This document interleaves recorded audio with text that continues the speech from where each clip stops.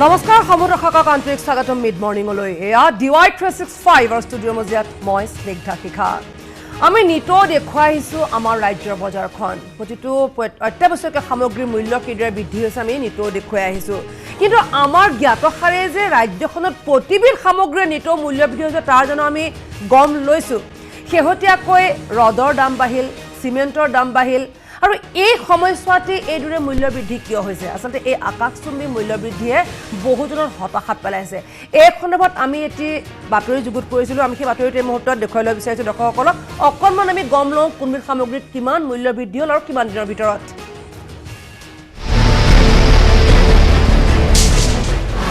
আকৌ বাঢ়িল গৃহ নিৰ্মাণ সামগ্ৰীৰ দাম বৃদ্ধি পালে চিমেণ্ট ৰডৰ দাম প্ৰতিটন ৰডত ৫,০০০ টকাকৈ বৃদ্ধি প্ৰতি বেগ চিমেণ্টত বাঢ়িল ৭ৰ পৰা ১০ টকা সাধাৰণ ৰাইজৰ মূৰত মাধমাৰ সোধাই নিশাটোৰ ভিতৰতে পুনৰ বৃদ্ধি হ'ল চিমেণ্ট ৰডৰ দাম একাংশ ব্যৱসায়ীৰ তৎপৰতাত বৃদ্ধি হ'ল দাম যি সময়ত নিত্য ব্যৱহাৰ্য সামগ্ৰীৰ আকাশলংঘী মূল্য বৃদ্ধিয়ে সাধাৰণ ৰাইজক বাৰুকৈ জুৰুলা কৰিছে সেই সময়ত চৰকাৰক অস্তিত্বহীন কৰি চিমেণ্ট ৰড কোম্পানীয়ে নিজাববীয়াকৈ বৃদ্ধি কৰিলে দাম ষ্টাৰ চিমেণ্ট ডালমিয়া আৰু বিৰলা গোল্ডৰ প্ৰতি বেগ চিমেণ্টৰ দাম বৃদ্ধি হ'ল ৭ টকাকৈ ইয়াৰ সমান্তৰালকৈ দুৰ্গাপুৰ ছাপ্লাই আৰু স্থানীয় ৰডৰ প্ৰতি টনত বাঢ়িল ৫,০০০ টকা আপনাৰ যোৱা সপ্তাহৰ পৰা ৰ'দত আপনাৰ 4 টকামান বাঢ়ি গ'ল অলৰেডি 4-5 টকা বাঢ়ি গ'ল আপনাৰ আগতে 45 আছিলে পাৰ কিলো পাৰ কুইণ্টেল আপনাৰ 4,৫০০ আছিলে এতিয়া 49 বিক্ৰী কৰিব লগা হৈছে ৫,০০০ টকা চিমেণ্টৰ পাৰ বেগ 15 টকা 20 টকা এনেকুৱাকৈ বাঢ়িছে যোৱা 12 নৱেম্বৰৰ পৰা এনেদৰে চিমেণ্ট ৰডৰ দাম বৃদ্ধি হোৱাক লৈ সাধাৰণ ৰাইজৰ মাজত তীব্ৰ প্ৰতিক্ৰিয়াৰ সৃষ্টি হৈছে ইফালে এনে কোম্পানীসমূহে চলোৱা ময়মতালিত কিন্তু এক প্ৰকাৰ নিৰ্বিকাৰ চৰকাৰ আনকি বিভাগীয় মন্ত্ৰী চন্দ্ৰমোহন পাটোৱাৰীৰো নাই কোনো গুৰুত্ব চিমেণ্টৰ দাম 400 টকাৰ চিমেণ্ট গৈ পেলাই 700 টকা হৈ গ'ল এক ৰাতিৰ ভিতৰত এইবিলাক নিয়ন্ত্ৰণ কৰাৰ কাৰণে চৰকাৰ কোনো ধৰণৰ দায়িত্ব নাই নেকি চৰকাৰখন সম্পূৰ্ণৰূপে নিৰ্লিপ্ত অৱস্থাত আছে নিৰ্বাচন হ'ব মে মাহত বা এপ্ৰিল মাহত কিন্তু আজি হিমন্ত বিশ্বৰ নেতৃত্বত এই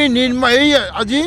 নিৰ্বাচন আৰম্ভ কৰি দিছে যোৱা অক্টোবৰ মাহৰ পৰাই অৰ্থাৎ এতিয়া আমাৰ অন্য কথা নাই বস্তুৰ দাম বাঢ়িলে বাঢ়ক নিৰ্বাচনৰ কথা আলোচনা কৰিব লাগে লকডাউনৰ ফলত হোৱা লোকচানৰ জোৰাতাপৰি মাৰিবলৈ ষ্টাৰ চিমেণ্ট ডালমিয়া বিৰলা গোল্ডকে ধৰি স্থানীয় চিমেণ্ট কোম্পানীয়ে প্ৰতি বেগ চিমেণ্ট আৰু ৰডত বৃদ্ধি কৰিছে দাম পূৰ্বতে প্ৰতি টন ৰডৰ মূল্য আছিল ৪২,০০০ কিন্তু দাম বৃদ্ধিৰ ফলত এতিয়া প্ৰতি টন ৰডৰ মূল্য হৈছেগৈ ৪৭,০০০ টকা মূলত অসম বিধানসভা নিৰ্বাচনলৈ মাজত মাত্ৰ কেইটামান মাহ বাকী থকাৰ সময়তে হঠাৎ চিমেণ্ট ৰডৰ দাম বৃদ্ধিৰ আঁৰত ৰাজনৈতিক দলৰ নিৰ্বাচনী অংক জড়িত আছে বুলি সন্দেহ কৰিছে একাংশ লোকে নিৰ্বাচনৰ আগতে বস্তুৰ দাম বঢ়াই দি পেলাই ব্যৱসায়িক কিছুমান মুনাফা লুটাৰ সুযোগ দিব আৰু সেই মুনাফাৰ এটা কিয়দাংশ তেওঁলোকে নিৰ্বাচনী পুঁজি হিচাপে সংগ্ৰহ কৰিব প্ৰত্যেকবাৰ ইলেকশ্যনৰ আগতে এইটো হয় দাম বাঢ়া উঠাটো কেমেৰা পাৰ্চন জিতু তালুকদাৰৰ সৈতে সাইফুদ্দিন আহমেদৰ ৰিপৰ্ট DY 365 প্ৰতিটন ৰডত ৫,০০০ টকা বাঢ়িল ইতিমধ্যে প্ৰতিবেদনত স্পষ্ট হৈ পৰিছে কোনবিধ সামগ্ৰীৰ কিদৰে দাম বৃদ্ধি হ'ল আমি জনাইছোঁ যে নিতো দেখুৱাই আহিছোঁ শাক পাচলিৰ কিদৰে আকাশলংঘী মূল্য এতিয়া কেৱল সাধাৰণ জনতাই নহয় প্ৰায় প্ৰতিজন ব্যক্তি ৰাজ্যত বসবাস কৰা প্ৰতিজন ব্যক্তিয়ে এতিয়া হতাশাত ভুগিবলগীয়া হৈছে এইদৰে মূল্য বৃদ্ধিৰ ফলত আজি কেইবাটাও ৰাজনৈতিক দলৰ সদস্যৰ মোৰ সৈতে থাকিব ব্যৱসায়ী থাকিব বিল্ডাৰ থাকিব বিশেষভাৱে চৰকাৰী পক্ষৰ বিষয়া থাকিব এই মুহূৰ্তত মোৰ সৈতে আছে ব্যৱসায়ী শিৱ ডেকা মই আপোনাক আন্তৰিক স্বাগতম জনাইছোঁ যেহেতু লোহা লকৰৰ সৈতে আপুনি জড়িত হৈ আছে মোক কওকচোন দাম বৃদ্ধি কেতিয়াৰ পৰা হ'বলৈ ধৰিলে বৰ্ধিত মূল্য আপোনালোকে কেতিয়াৰ পৰা লৈছে বা দেখিছে চাওক কোম্পানীবিলাকৰ এনেকুৱা ছিষ্টেম হৈছে যে কোনো টাইম টেবুল নাই যিকোনো মুহূৰ্ততে তেওঁলোকে ৰেট বঢ়াই দিয়ে ৰাতিৰ ভিতৰতে আপোনাৰ লোহা চিমেণ্টৰ ৰেট বাঢ়ি যায় আমাৰ চাওক আমাৰ যিবিলাক অসম বা মেঘালয়ত চিমেণ্ট উৎপন্ন কৰি আছে তেওঁলোকে এটা চিণ্ডিকেট চলাই আছে চিণ্ডিকেটে ক'ব লাগিব যেতিয়া নিজৰ ইচ্ছামতে ৰেট বঢ়াই দিব কিয় হয় এই নিৰ্বাচনৰ প্ৰাক মুহূৰ্তত এনে ঘটনাবিলাক নিৰ্বাচন কেন্দ্ৰিক হয় নেকি এই মূল্য বৃদ্ধিটো এইটো কোনো ইলেকশ্যন বুলিয়ে নহয় যিকোনো সময়ত সেইটো স্ব ইচ্ছাই কোম্পানীবিলাক চিণ্ডিকেট কৰি ৰেট বঢ়াই দিয়ে চাওক আমাৰ অসমৰ উৎপন্ন চিমেণ্ট অসম বা মেঘালয় ইয়াতে আমাৰ কি নাই আমাৰ চব আছে কয়লা আছে লো মেটেল ইয়াতে আছে, ক্লিংকাৰ আছে।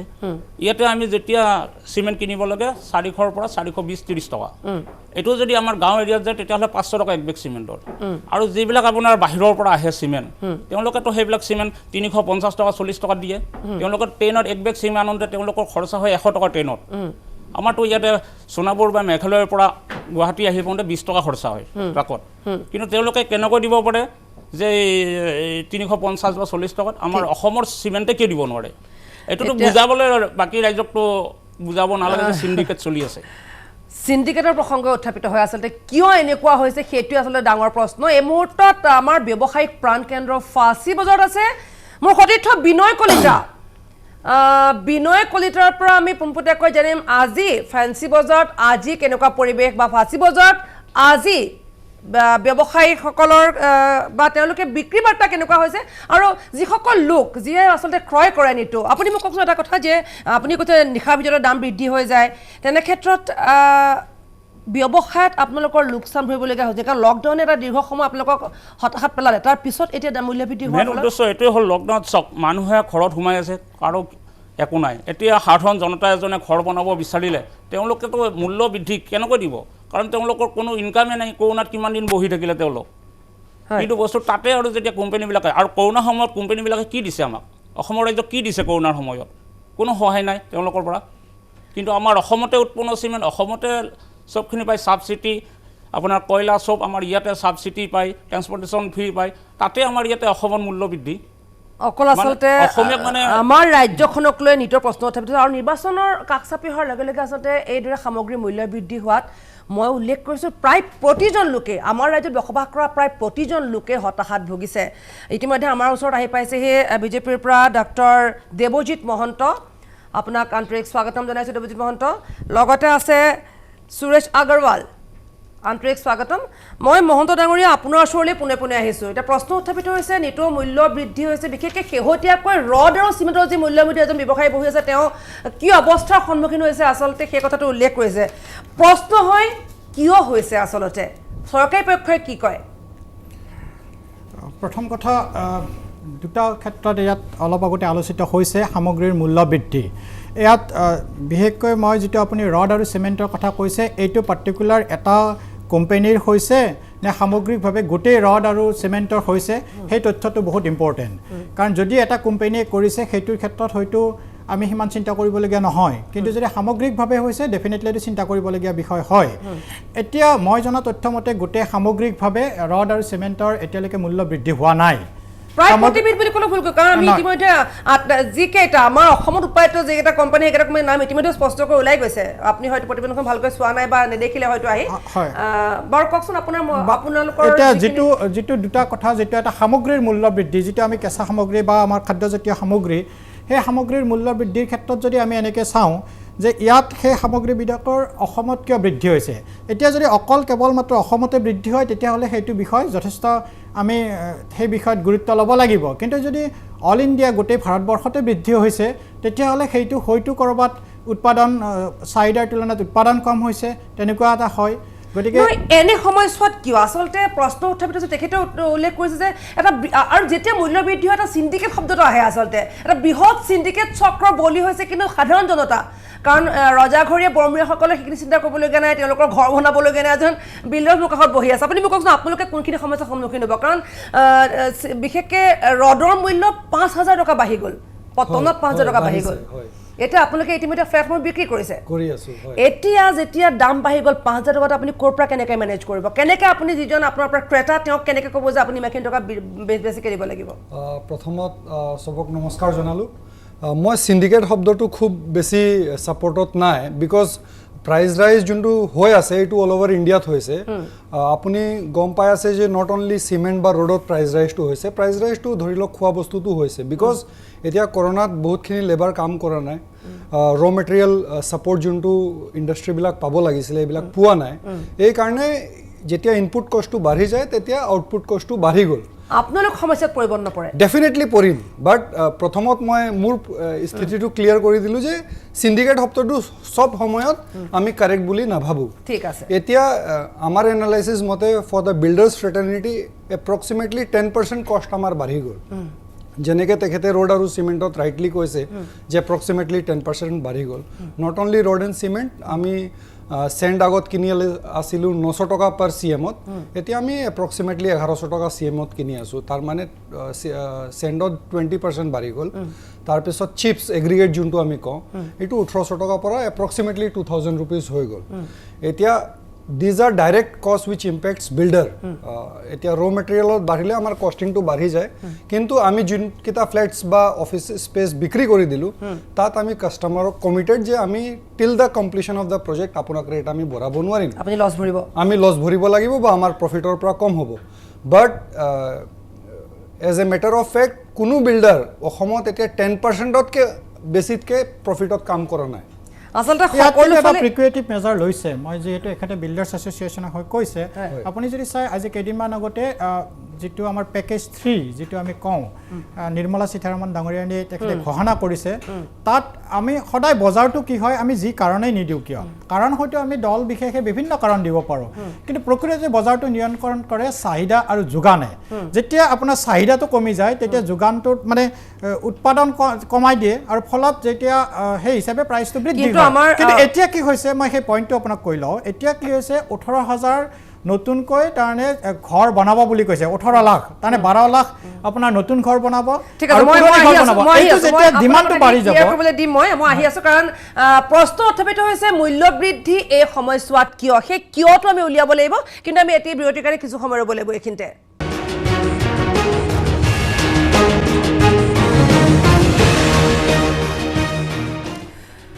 ৰাজ্যৰ চৌদিশে এতিয়া কেৱল মূল্য বৃদ্ধিৰ প্ৰসংগ চৰকাৰী পক্ষৰ আঁচনিৰ ওপৰত আঁচনি কিন্তু সৰ্বসাধাৰণ জনতা হতাশাত ভুগিবলগীয়া অৱস্থা এখন ৰাজ্যত আমি সেই বিষয়টো আলোচনা কৰিছোঁ কিন্তু এই মুহূৰ্তত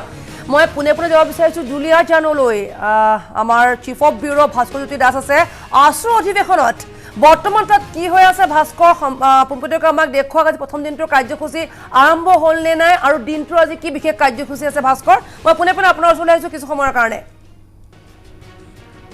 হয় স্নিগ্ধা বহু প্ৰত্যাশিত যিখন আছুৰ সপ্তদশ দুলীয়াজান অধিৱেশন সেই দুলীয়াজান অধিৱেশনৰ আজি প্ৰথমটো দিন আৰু এক উৎসৱমুখৰ পৰিৱেশে বিৰাজ কৰিছে মই কৈছোঁৱে যে কেৱল আছুৱেই নহয় সমগ্ৰ অসমৰ ৰাইজৰ দৃষ্টি নিবদ্ধ হৈ আছে বৰ্তমান দুলীয়াজানৰ আছুৰ অধিৱেশনত আৰু আজি প্ৰথমটো দিন আজি বিশেষ তেনেকুৱা কাৰ্যসূচী নাই হ'লেও ইয়াৰ যিসমূহ মুকলি শিবিৰ আছে সেই শিবিৰসমূহ মুকলি কৰা হ'ব বিভিন্ন ধৰণৰ তোৰণ ইয়াত নিৰ্মাণ কৰা হৈছে যিখন স্নিগ্ধা অধিৱেশনস্থলীলৈ অহা মূল যিটো পথ প্ৰৱেশ পথ সেই প্ৰৱেশ পথটো যিখন তোৰণ দিছে সেইখন ডিব্ৰুগড় বিশ্ববিদ্যালয়ৰ যিখন মূল তোৰণ আছে জ্যোতি বাটচৰাৰ আৰ্হিত নিৰ্মাণ কৰা হৈছে খুব আটক ধুনীয়াকৈ নিৰ্মাণ কৰিছে আৰু আপুনি যেনিয়ে চকু ফুৰাই স্নিগ্ধা ইয়াত অসমৰ যি কৃষ্টি সংস্কৃতি সেই কৃষ্টি সংস্কৃতিখিনি আপুনি দেখিবলৈ হ'ব খুব আদন টোকাৰিকৈ সমগ্ৰ যিটো পৰিৱেশৰ সূচনা কৰিছে আৰু মই যিটো য'ত উপস্থিত আছোঁ সেইটো হৈছে মূল মণ্ডপ অধিৱেশনস্থলীৰ মূল মণ্ডপ আৰু মোৰ লগত এনে এজন আছুৰ নেতা আছে এজন নেতাই হয়তো অনাগত সময়ত আপোনালোকে লুইন গগৈৰ যিটো স্থান বৰ্তমান সাধাৰণ সম্পাদক আছুৰ সাধাৰণ সম্পাদক স্থানত হয়তো তেওঁক দেখিবলৈ পায় শংকৰ বৰুৱা তেওঁ ডিব্ৰুগড় আছু দুলীয়াজান ডিব্ৰুগড় আছুৰ নেতৃত্বত তেওঁ আছে ইতিমধ্যে বৰ্তমান আৰু তেওঁ ৰাজ্যিক নেতৃত্বৰ আচলতে কেন্দ্ৰীয় নেতৃত্বতো তেওঁ ভালেকেইটা দায়িত্ব আছে পৰৱৰ্তী সময়ত যদি সকলো ঠিকে থাকে হয়তো আছুৰ সাধাৰণ সম্পাদকৰ পদতো এইজন শংকৰ বৰুৱাক ৰাইজে দেখিবলৈ হ'ব সেয়া হয়তো এতিয়া মই কোৱাটো বেছি সোনকাল হ'ব তথাপিতো সেয়া পিছৰ কথা আমি 21 তাৰিখে সেইখিনি কথা স্পষ্ট হ'ব কিন্তু তাৰ পূৰ্বে মই দেখুৱাইছোঁ সমগ্ৰ চাৰিওকাষৰ পৰিৱেশ আৰু প্ৰস্তুতি বৰ চিন্ময় আছে আমাৰ সতীৰ্থ আমি এটা আৰু স্নিগ্ধাখিনিতে কৈছোঁ আমাৰ এটা বৃহৎ দল ইতিমধ্যে আহিছোঁ দুলীয়াজানলৈ আৰু দুলীয়াজানৰ অধিৱেশনৰ প্ৰতিটো মুহূৰ্ত আমি লাইভ ভিজুৱেলছ বা খবৰ দিবলৈ আমি চেষ্টা কৰিম নৱজিৎ বৰঠাকুৰ আহিছে আমাৰ চিন্ময় আহিছে লগতে আমাৰ দুলীয়াজানৰ সতীৰ্থ পবিত্ৰ বৰঠাকুৰ আছে বিকাশ আছে আমি প্ৰতিটো খবৰ প্ৰতিটো লাইভ আমি খবৰ আমি দিবলৈ চেষ্টা কৰিম চিন্ময় আছে চিন্ময়ক মাতিম চিন্ময় যিহেতু এজন নিজেও প্ৰাক্তন আছোঁ প্ৰথমতে মই শংকৰ বৰুৱাৰ ওচৰলৈ যাম কি ক'ব আচলতে আজি প্ৰথমটো দিন আৰু সকলোৰে দৃষ্টি নিবদ্ধ হৈ আছে আছু অধিৱেশন বুলি নহয় সমগ্ৰ ৰাইজৰ দৃষ্টি কিন্তু ইয়াত নিবদ্ধ হৈ আছে কি ক'ব এই মুহূৰ্তত হয় সদৌ অসম ছাত্ৰ সন্থাৰ সপ্তদশ অধিৱেশন আমি সুদীৰ্ঘ 28 বছৰ বিৰতিত 92 চনত নামৰূপত হৈছিল তাৰপিছত ডিব্ৰুগড় জিলাই আৰু দুলীয়াজানত প্ৰথমবাৰ কাৰণে আমি এই অধিৱেশন পাবৰ কাৰণে সক্ষম হৈছোঁ আৰু দুলীয়াজান অসম আন্দোলনৰ সময়ৰ পৰা ইতিহাস বিজড়িত এটা অঞ্চল আৰু যিটো অঞ্চলত আজি এই অধিৱেশনখন আমি অনুষ্ঠিত কৰিছোঁ এই ৰাজহুৱা খেলপথাৰখনৰ কাষতে শ্বহীদ কুমুদ গগৈ যিগৰাকীয়ে সেই সময়ত তেজ দিম তেল নিদিওঁ আন্দোলনত তেখেতে CRPFৰ গুলি খাই মৰিছিল সেইগৰাকী ব্যক্তিৰ বাকৰিত আজি আমি এই অধিৱেশনখন অনুষ্ঠিত কৰিছোঁ ইয়াৰ লগে লগে জাতিটোৰ এই জটিল সন্ধিক্ষণত সদৌ অসম ছাত্ৰ সন্থাক আগুৱাই নিয়াৰ কাৰণে আচলতে এই অধিৱেশনখনে এক গুৰুত্বপূৰ্ণ ভূমিকা গ্ৰহণ কৰিব সমগ্ৰ অসমৰ প্ৰায় 5,500 প্ৰতিনিধি আহি ইয়াত উপস্থিত হৈছেহি আৰু অহাকালিৰ পৰা আমাৰ সম্পূৰ্ণ কাৰ্যসূচীবিলাক আৰম্ভ হ'ব আজি মূল মঞ্চ মণ্ডপ খাদ্যগৃহ প্ৰতিনিধি গৃহ আজি আচলতে সামগ্ৰিকভাৱে যিবিলাক আমি প্ৰস্তুত কৰিছোঁ তাৰ উদ্বোধনী আছে ইয়াৰ লগে লগে আমি দুখনকৈ আমি অভ্যৰ্থনা সমিতিয়ে গ্ৰন্থ প্ৰস্তুত কৰি উলিয়াইছোঁ আৰু ডিব্ৰুগড় জিলাৰ যিসমূহ কীৰ্তিচিহ্ন আছে আজি অসম মেডিকেল চিকিৎসা মহাবিদ্যালয় অসম চিকিৎসা মহাবিদ্যালয়খন প্ৰথম আৰম্ভণিৰ সময়ত যেনেকুৱা আছিল আমি তাৰ আৰ্হিত এটা অতিথি গৃহ নিৰ্মাণ কৰিছোঁ ডিব্ৰুগড় বিশ্ববিদ্যালয়ৰ কিছু আৱাস দিবৰ চেষ্টা কৰিছোঁ আৰু বিভিন্ন জাতি জনগোষ্ঠী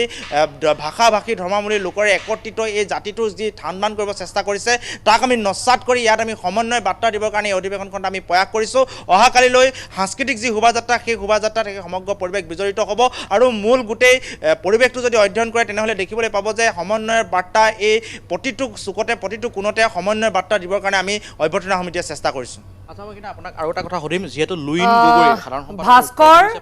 ভাস্কৰ বাতৰিৰ পৰৱৰ্তী প্ৰতিটো বাতৰিত আমি আপোনাৰ সৈতে পোনপটীয়াকৈ থাকিম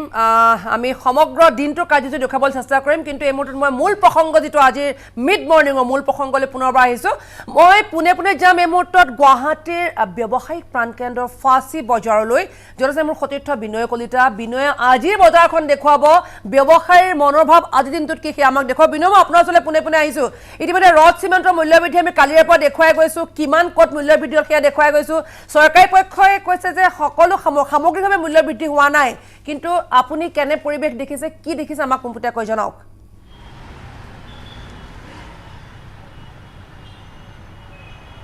হয় নিশ্চয়কৈ চিন্তা এই মুহূৰ্তত মই আচলতে ফাঁচী বজাৰত নাই আচলতে এই মুহূৰ্তত আছোঁ মই গণেশগুৰিত আৰু যিহেতু সন্মুখত নিৰ্বাচন আৰু নিৰ্বাচনৰ বাবে এই মুহূৰ্তত চৰকাৰ প্ৰশাসনক বৃহৎ পৰিমাণৰ ধন লাগে পুঁজিৰ প্ৰয়োজন আৰু তাৰ বাবে আচলতে যি নিৰ্বাচনৰ পূৰ্বে প্ৰতিবাৰে যদি চাই প্ৰতিবাৰে নিৰ্বাচনৰ পূৰ্বে কিন্তু নিত্য ব্যৱহাৰ্য সামগ্ৰীৰ মূল্য বৃদ্ধি হয় যেনেধৰণে আমি যদি চাওঁ এই মুহূৰ্তত ৰডৰ দাম অত্যাধিক হাৰত বৃদ্ধি পাইছে ৰড 1 টনত 5,000 টকাকৈ বৃদ্ধি পাইছে আৰু চিমেণ্ট মই এই মুহূৰ্তত দেখুৱাইছোঁ কেমেৰা পাৰ্চন প্ৰদীপ বৰ্মক দেখুৱাব দিছোঁ এই গণেশগুৰিত মই এই মুহূৰ্তত আছোঁ আৰু চিমেণ্টৰ দাম প্ৰতি বেগ চিমেণ্টৰ দাম এতিয়া এই মুহূৰ্তত 7 টকাৰ পৰা 10 টকা পৰ্যন্ত বৃদ্ধি পাইছে গতিকে যিসমূহ ধৰক ইয়াতে যিসমূহ উৎপাদন হয় যিসমূহ ইয়াতে বনোৱা হয় চিমেণ্ট বা ৰড গতিকে সেইবোৰৰ দামেই কিন্তু এই মুহূৰ্তত বৃদ্ধি পাইছে যিহেতু মই গণেশগুৰিৰ এটা ব্যৱসায়িক প্ৰতিষ্ঠানত আছোঁ এই মুহূৰ্তত আৰু মই পোনে মই কেইটামান কথা জানিবৰ বাবে সুধিব বিচাৰিছোঁ যে প্ৰত্যেকবাৰে আচলতে নিৰ্বাচনৰ সময়ত এনেধৰণৰ দাম বাঢ়ে কিহৰ বাবে কি বুলি ভাবে আচলতে প্ৰতিবাৰে আপোনাৰ নিৰ্বাচনৰ আগত দামটো বঢ়ায় আপোনাৰ যেনেকৈ এতিয়া চিমেণ্টৰ 7 টকা 10 টকালৈকে বঢ়াইছে কোনো কোনো হেৰি নাই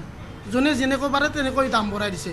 আপোনাৰ যেনেকৈ ধৰক বাহিৰা লোকেল চিমেণ্টবিলাক বাহিৰত কম দামত পায় আমাৰ ইয়াত বেছি দাম 30 টকা 40 টকা দামত কিনি কাষ্টমাৰে কিনি আছে এইখিনি ইয়াতে প্ৰডাকশ্যন আমাৰ অসমৰে প্ৰডাকশ্যন অসমৰে বস্তু সেইখিনি বাহিৰত কিন্তু কম দামত বিক্ৰী হৈ আছে আমাৰ ইয়াত 30-40 টকা বেছিকৈ লৈ আছে কিমানমান মানে হেৰিটো কিমান পাৰ্থক্যটো কিমান মান থাকে বাহিৰত বিক্ৰী কৰিলে কিমান হয় ইয়াত বিক্ৰী কৰিলে কিমান হয় আপোনাৰ 30-40 টকা পাৰ বেগত পাৰ বেগত 30-40 টকা দিবা কিহৰ কাৰণে আচলতে যিহেতু ইয়াত উৎপাদন হয় ইয়াতে যিহেতু প্ৰডাকশ্যন হয় গতিকে তাৰপিছত কিহৰ বাবে আচলতে এই দামটো বৃদ্ধি কৰা হয় ইয়াত অসমত বিশেষকৈ অসমত আপোনাৰ এইটো বৰাবৰ আগৰ পৰা এইটো হেৰি হৈছে ইলেকশ্যনৰ আগত প্ৰতি বছৰে এইটো ইলেকশ্যনৰ আগত এইটো চলি আছে ইয়াত কোনো মাত দিয়া নাই এতিয়ালৈকে আপোনালোকে এই বিষয়টোত যিহেতু এজন মন্ত্ৰী আছে বাণিজ্য মন্ত্ৰী এই মুহূৰ্তত চন্দ্ৰমোহন পাটোৱাৰী আছে তেওঁৰ ওচৰতে তেওঁ গৈছিলে নেকি যে কিহৰ কাৰণে দাম বাঢ়িছে কি কথা এইবোৰ কথা কিবা সুধিবৰ কাৰণে গৈছিল নেকি নাই আপোনাৰ যোৱা সপ্তাহৰ পৰা আপোনাৰ নিউজৰ এই বস্তুটো প্ৰচাৰ হৈছে কিন্তু কোনো এতিয়ালৈকে চৰকাৰৰ ফালৰ পৰা কোনো একো নাই মাত নাই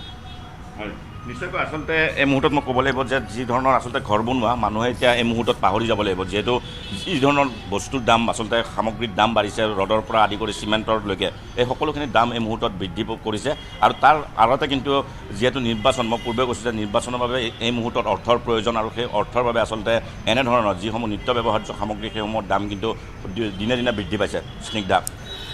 স্পষ্ট হৈ পৰিছে বিনয় ইতিমধ্যে গণেশগুৰিৰ এজন ব্যৱসায়ী শিৱ ডেকাৰ মাৰ সৈতে আছে ব্যৱসায়ীজনে কৰা অভিযোগখিনিয়ে আচলতে শিৱ ডেকাৰ একে অভিযোগে আনিছে বিনয় আপোনাক ধন্যবাদ জনাইছোঁ আৰু আগৰৱাল হয়তো আপোনাৰ কাৰণে স্পষ্ট হৈ পৰিছে আমি উল্লেখ কৰিছোঁ আৰু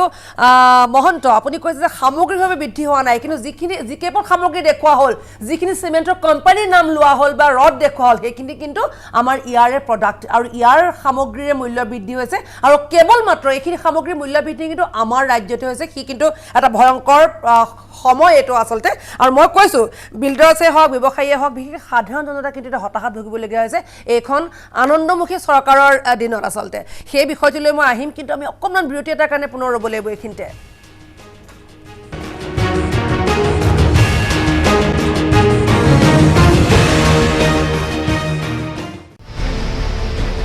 চাই লওঁ আকৌ বাঢ়িল গৃহ নিৰ্মাণ সামগ্ৰীৰ দাম বৃদ্ধি পালে চিমেণ্ট ৰডৰ দাম ঠিকে আছে প্ৰতিটন ৰডত ৫,০০০ টকাকৈ বৃদ্ধি প্ৰতি বেগ চিমেণ্টত বাঢ়িল ৭ৰ পৰা ১০ টকা সাধাৰণ ৰাইজৰ মূৰত মাধমাৰ সোধাই নিশাটোৰ ভিতৰতে পুনৰ বৃদ্ধি হ'ল চিমেণ্ট ৰডৰ দাম একাংশ ব্যৱসায়ীৰ তৎপৰতাত বৃদ্ধি হ'ল দাম যি সময়ত নিত্য ব্যৱহাৰ্য সামগ্ৰীৰ আকাশলংঘী মূল্য বৃদ্ধিয়ে সাধাৰণ ৰাইজক বাৰুকৈয়ে জুৰুলা কৰিছে সেই সময়ত চৰকাৰক অস্তিত্বহীন কৰি চিমেণ্ট ৰড কোম্পানীয়ে নিজাববীয়াকৈ বৃদ্ধি কৰিলে দাম ষ্টাৰ চিমেণ্ট ডালমিয়া আৰু বিৰলা গোল্ডৰ প্ৰতি বেগ চিমেণ্টৰ দাম বৃদ্ধি হ'ল 7 টকা আপুনি কেনেকৈ আনসাৰ দিয়ে মই নাজানো এই ইয়াৰ 5 টকাটো কিয় নকমালে দুৰ্গাপুৰ চান্দলাই আৰু স্থানীয় ৰডৰ প্ৰতি টনত বাঢ়িল কাৰণ কৰোণাৰ কাৰণে বঢ়াই দিলে আপোনালোকৰ আমাৰ বিত্তমন্ত্ৰী কৈছে আমি দুখীয়া হৈ থকা নাই আমাৰ বিত্তীয় বিভাগত আমি একদম ধনী হৈ আছো তেতিয়াহ'লে 5 টকাটো কিয় আমাক এতিয়া ভৰাই ৰাখিছে প্ৰসংগটো আনিম কিন্তু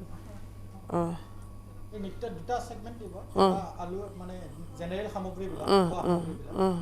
প্ৰথমত আমাৰ ৰিয়েল এষ্টেটৰটো আমাক আৰু একবাৰ অপৰচুনিটি দিব ডেফিনেটলি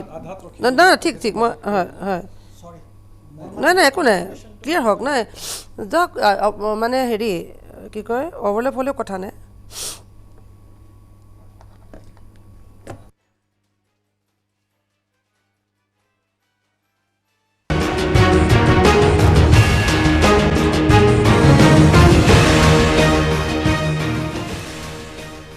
ৰাজ্যৰ চৌদিশিতে নিৰ্বাচনী বতাহ বলিছে ৰজা মন্ত্ৰীসকলো এতিয়া ব্যস্ত নিৰ্বাচনী সভা সমিতিক লৈ কিন্তু সৰ্বসাধাৰণে এতিয়া হাহাকাৰ কৰিবলগীয়া অৱস্থা কেৱল অত্যাৱশ্যকীয় খাদ্য সামগ্ৰীয়ে নহয় আমাৰ ৰাজ্যখনত যি বস্তুতে আপুনি হাত দিয়ে প্ৰতিবিধ বস্তুৰে ঊৰ্ধ্বমুখী মূল্যত এতিয়া হতাশ হৈ ঘৰলৈ উভতিছে প্ৰতিজন লোক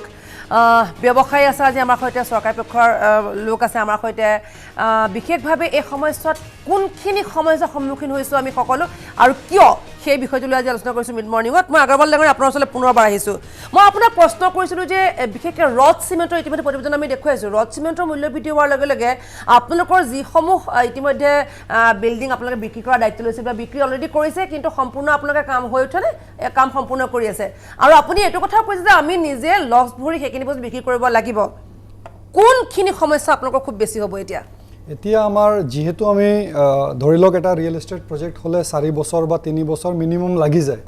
যিহেতু যোনটো প্ৰজেক্ট ধৰি লওক মই 2019ত আৰম্ভ কৰিছিলোঁ যি ৰেটত আমি বিক্ৰী কৰিছিলোঁ আমি 10% বা 15% বা 8% বেলেগ বেলেগ বিল্ডাৰ্ছে নিজৰ প্ৰফিট মাৰ্জিন ৰাখি কিনি মালটো বিক্ৰী কৰি দিয়ে বিক্ৰী কৰি দিয়া সময়ত আমি একটা নৰ্মেল ৰেট ইনক্ৰিমেণ্টটো ইনক্লুড কৰি চলোঁ যে 4 বছৰত আমাৰ 5% বা per year বা 4% per year ৰেট ইনক্ৰিমেণ্ট এটা হ'ব এইটো কনচিডাৰ কৰি কিনি আমি আমাৰ প্ৰজেক্ট এনালাইচিছটো কৰি লওঁ যেতিয়া এবনৰ্মেল প্ৰাইচ ৰাইজটো হৈ যায় যেনেকৈ এবাৰ হৈছে 10% it will definitely grow' from our pocket এতিয়া মহন্ত ডাঙৰীয়াই মাজত মোৰ কোৱাৰ মাজত কৈ দিছিলে যে চৰকাৰী আঁচনি দি তেখেতে আমাৰ ৰিয়েল এষ্টেটৰ লগত কম্পেয়াৰ কৰি দিলে চৰকাৰী আঁচনিটো অল টুগেডাৰ এ ডিফাৰেণ্ট এছপেক্ট চৰকাৰী আঁচনি তেখেতে ফ্ৰীটো দিব পাৰে বা পইচা লৈও দিব পাৰে কিন্তু আমাৰ ৰিয়েল এষ্টেটটো চৰকাৰী আঁচনিৰ মাজত আহি নপৰে যিহেতু ল' কষ্ট হাউচিং আহে যদি ৰিয়েল এষ্টেট ছেক্টৰে ল' কষ্ট হাউচিং বনায় তেতিয়া আমি নিজৰ প্ৰফিট মাৰ্জিনটো খুব নমিনেল কৰি লওঁ তাত কিন্তু চৰকাৰী আঁচনি আমাৰ কম্পেৰিজন নচলিব বিকজ আমাৰ এটা কষ্ট আছে আমাৰ কষ্টটো ওপৰত আমি প্ৰফিটটো এড কৰি কিনি মালটো অলৰেডি বিক্ৰী কৰি দিলোঁ তাৰ ওপৰত তেখেতে কি কয় তাৰপিছত আমি যোনটো আপুনি কৈছে যে আমি আমাৰ বহুত লোকচান হ'ব আমি লোকচান হোৱা স্বত্বেও আমি বিক্ৰী কৰিলে এতিয়া আমি কমিটমেণ্ট কৰিছোঁ যেতিয়া আমি এইটো ঘূৰাই ল'ব নোৱাৰোঁ আপুনি ধনিক শ্ৰেণীৰ ব্যক্তি আপুনি এইখিনি কম্প্ৰমাইজ কৰিব ছেক্ৰিফাইচ কৰিব আপুনি যে মই অলৰেডি দিছোঁ যেতিয়া দিলোঁ আৰু মোৰ এটা উপায় নাইকিয়া কিন্তু বাকী এনে একাংশ লোক আছে যিয়ে হয়তো কম কাম কৰি আছে বা কম টকাত কাম কৰি আছে সেই মানুহখিনি কি হ'ব তেখেতেতো বহুতজন মানুহে বেংক্ৰাপ্ট হৈ গ'ল নহয় কিছুমানে লোন ঘূৰাই দিব পৰা নাই কিছুমানে ইণ্টাৰেষ্টত প্ৰাইভেট মানুহৰ পৰা পইচা আনিছে তেখেতেও পইচাটো ঘূৰাই কিন্তু আপুনি নস্যাৎ কৰিছে সিন্ডিকেট শব্দটো মই সিন্ডিকেট শব্দটো সব সময়ত প্ৰেক্টিক্যালি কাৰেক্ট নহয় এতিয়া আমি চাই আছো যে কৰোনা আহিছে তাৰ কাৰণে ধৰি লওক প্ৰডাকশনটো কম হৈছে বা ৰ মেটেৰিয়েল কমকে আহিছে তো নট অনলি ইন ৰ মেটেৰিয়েল কেৱল আমাৰ ৰাজ্যতে কিয় not only in আমাৰ ৰাজ্য অল ওভাৰ ইণ্ডিয়াতে ৰেট বাঢ়ি আছে এতিয়া ৰোডৰ ৰেট আৰু সিমেন্টৰ ৰেটটো কলকাতাতো বাঢ়িছে দিল্লীতো বাঢ়িছে কিন্তু এইটো ক্ষেত্ৰত আমি চৰকাৰক ৰিকুৱেষ্ট কৰিব পাৰো যে আপুনি মেটেৰিয়েলত কষ্টিংত বহুত কিবা যদি কৰিব নোৱাৰে আপুনি কমসে কম আমাক বিল্ডাৰৰ এটা ৰিহাই দিব পাৰে যে পাৰমিশন যোনটো আমাৰ ৰখি আছে building construction permission sale permission ফ্লেটৰ সেল পাৰমিশন এইবিলাক বহুত নীতি নিয়মতকে নাযায় কিনি ইমিডিয়েট যে আপুনি বিল্ডাৰক কমিটমেন্ট কৰি দিয়ক মহন্তদা যে till the time rates of material are not decreased within 15 days all permissions will be granted তাত আমাৰ কি লাভটো হ'ব মেডাম মই আপোনাক বুজাই দি আছো আমাৰ যদি 6 মাহ বিল্ডিং পাৰমিশন ৰখি যায় মই যদি 10 কোটি টকাত এটা মাটি কিনিছো তাৰ 6 মাহটো আমি ৰখি গলো এতিয়া 6 মাহ যদি আৰু ৰখি যাওঁ এক বছৰ যদি মোৰ বিল্ডিং পাৰমিশনটো ৰখি গল ধৰি লওক 10 কোটি টকাত মোৰ 1.5 কোটি টকা ইন্টাৰেষ্টটো মই ভৰি দিলো যদি চৰকাৰে এইটো আঁচনি দিব পাৰে কমসে কম যে ঠিক আছে বিল্ডাৰে যেমান প্ৰজেক্ট দিয়ে আমি 15 ডেজত ক্লিয়াৰ কৰি দিম তেতিয়াও আমাৰ কমসে কম এইটো যোনটো লছ হয় এইটো আমি মেকআপ কৰি ল'ব পাৰিম এখন বজাৰ মই আহিছো মহোদয় আপোনাৰ ওচৰলৈ আহিছো মই মোৰ অতিথি দিলৱাৰ হুছেইন মজুমদাৰ দিলৱাৰ আছে এনে এখন প্ৰতিষ্ঠানত আছে য'ত আচলতে ৰড সিমেন্ট বিক্ৰী হয় আৰু ব্যৱসায়ৰ মাজত হুমুনিয়া তেওঁলোকৰ কাৰণ বিক্ৰী বন্ধ হৈ গৈছে দিলৱাৰ কি আছে সবিশেষ আজিৰ দিনটোত বজাৰত কেনেকুৱা অৱস্থা কাৰণ 6 মাহ লোৱাৰ পিছত অকমান আহাৰ ৰেঙনি দেখিছে সকলোৱে যে ইতিমধ্যে কাম কাজবোৰ আৰম্ভ হৈছে বিল্ডিং বনোৱা কাম আৰম্ভ হৈছে বিক্ৰী বাৰ্তাও সেইদৰে বাঢ়িছে কিন্তু আকৌ ৰৈ যোৱাৰ দিশে এতিয়া নিৰ্বাচন শেষ নোহোৱা পৰ্যন্ত সেই একে অৱস্থা সকলোৰে দিলৱাৰ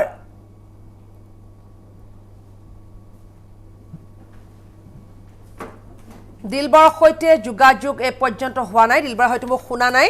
মই দিলবাৰৰ ওচৰলৈ আহিম আমি আৰু এখন বজাৰ দেখুৱাম বা তেওঁলোকৰ ভাষ্য শুনাম মহন্ত ডাঙৰীয়া ইতিমধ্যে আগৰৱালে কৈছে যে তেওঁলোক কোনখিনি সমস্যাৰ সন্মুখীন হ'ব মই অত্যাৱশ্যক সামগ্ৰী নগ'লে প্ৰথমতে এই বিষয়টোক আপুনি কওকচোন ইতিমধ্যে আৰু দুজন অতিথি মোৰ কাষলৈ আহি পাইছে তেওঁলোকক পৰিচয় কৰাই দিওঁ মই কংগ্ৰেছৰ হৈ আহিছে এয়া জাফৰিন বেনাৰ্জী অ'কে বেনাৰ্জী আৰু এইফালে আপৰ হৈছে এলভিন বৰুৱা আপৰ হয় এলভিন বৰুৱা দুয়োকে আন্তৰিক স্বাগতম খুব ট্ৰাফিক জামৰ কাৰণে অকমান সময় ল'বলগীয়া হ'ল তেওঁলোকৰ কাৰণে মই যিয়ে নহওক মই যাব বিচাৰিছোঁ মতে দিলবাৰ ওচৰলৈ পুনৰবাৰ দিলবাৰ আপুনি কোন ঠাইত আছে আৰু তাত কেনেকুৱা পৰিৱেশ হয় স্নিগ্ধা শিখা দেখা পোৱা গৈছে অতি সুপৰিকল্পিতভাৱে বৃদ্ধি কৰা হৈছে ৰড আৰু চিমেণ্টৰ মূল্য মই এই মুহূৰ্তত হেঙেৰাবাৰীত উপস্থিত আছোঁ হেঙেৰাবাৰীৰ আটাইতকৈ এখন বিখ্যাত দোকান বুলি ক'ব লাগিব যি হাৰ্ডৱেৰ দোকান BB এণ্টাৰপ্ৰাইজ ইয়াত মই উপস্থিত আছোঁ তেওঁলোকে হ'লচেল আৰু ৰিটেইল দুয়োটাই তেওঁলোকে ব্যৱসায় কৰে আৰু এই মুহূৰ্তত আমি দেখুৱাব খুজিছোঁ ইয়াতে ভিৰ নাই অৰ্থাৎ ৰডৰ দাম বৃদ্ধি পোৱাৰ লগে লগে চাহিদা যথেষ্ট পৰিমাণে কমি গৈছে অৰ্থাৎ বজাৰত গ্ৰাহকৰ ভিৰ নাই ৰডৰ দাম কিন্তু একেদিনাই বৃদ্ধি পোৱা নাই বিগত কেইদিনমান ধৰি মই ইতিমধ্যে কৈছোঁ অতি সুপৰিকল্পিতভাৱে বৃদ্ধি কৰা হৈছে 1 টকা 50 পইচা এটকা এইধৰণে বৃদ্ধি কৰি 40,000 টকাৰ পৰা প্ৰতি টন ৰডৰ মূল্য বৰ্তমান গৈ পাইছে 51,000 টকা আৰু অতি তাৎপৰ্যপূৰ্ণ বিষয় এইটো যে আৰু অধিক বৃদ্ধি পাব ৰডৰ মূল্য আমাৰ হাতত পৰা তথ্য অনুসৰি অতি সোনকালে আৰু 3 টকাকৈ বৃদ্ধি পাব চিন্তাহিকা ৰডৰ মূল্য এই মুহূৰ্তত দোকানৰ যি স্বত্বাধিকাৰীসকল আছে তেওঁলোকৰ লগত আমি জানিব বিচাৰিম যে বৰ্তমান যিদৰে ৰডৰ মূল্য বাঢ়িছে সেই ৰডৰ মূল্য বৃদ্ধি পোৱাৰ ফলত বজাৰত কি ধৰণে প্ৰভাৱ পৰিছে মই আপোনাৰ পৰা জানিব বিচাৰিম আপুনি হয় বজাৰত মানে কি হৈছে আমাৰ ধৰক লকডাউনে আমাক ইতিমধ্যে জোৰলা কৰিলে আমি ঘৰ ভাড়া দিলোঁ বা ষ্টাফ চেলাৰী থাকিলে এতিয়া আকৌ দাম বঢ়াৰ ফলত আমাৰ চেলটো কমি গৈছে তাৰ ফলত আমাৰ যিটো প্ৰফিট আছিলে সেইটো কমি যোৱাৰ কাৰণে আমাৰ বৰ্তমান ষ্টাফ চেলাৰী হওক ঘৰ ভাড়া হওক এইবিলাকত বহুত প্ৰব্লেম আহিছে আপুনি বিক্ৰী কৰা এই ৰডসমূহ ক'ৰ প্ৰডাকশ্যন হয় ইয়াৰে কিছুমান গুৱাহাটীতে প্ৰডাকশ্যন হয় যেনে ধৰক আমিনগাঁৱৰ ফালে হয় আৰু কিছুমান বৰাগাঁৱত হয় আৰু কিছুমান দুৰ্গাপুৰৰ পৰাও আহে মানে লোকেল প্ৰডাক্টটো আছে বাহিৰৰো আছে দুইটাই আছে মূল্যৰ বৃদ্ধি লোকেল প্ৰডাকশ্যনত মূল্য বৃদ্ধি ঘটিছেনে লোকেলতো বাঢ়িছে আপোনাৰ যেতিয়া বাহিৰৰ পৰা অহা মালটো দাম বাঢ়ি আহিছে তেতিয়া আমাৰ ইয়াৰ লোকেল ফেক্টৰীবিলাকো দাম বঢ়াই দিছে কিমানৰ পৰা কিমান টকালৈকে বৃদ্ধি হৈছে এমাহ আগত বা 15 দিন আগত ধৰক 45,000 মান টন আছিলে এতিয়া 50,000 ক্ৰছ কৰি গ'ল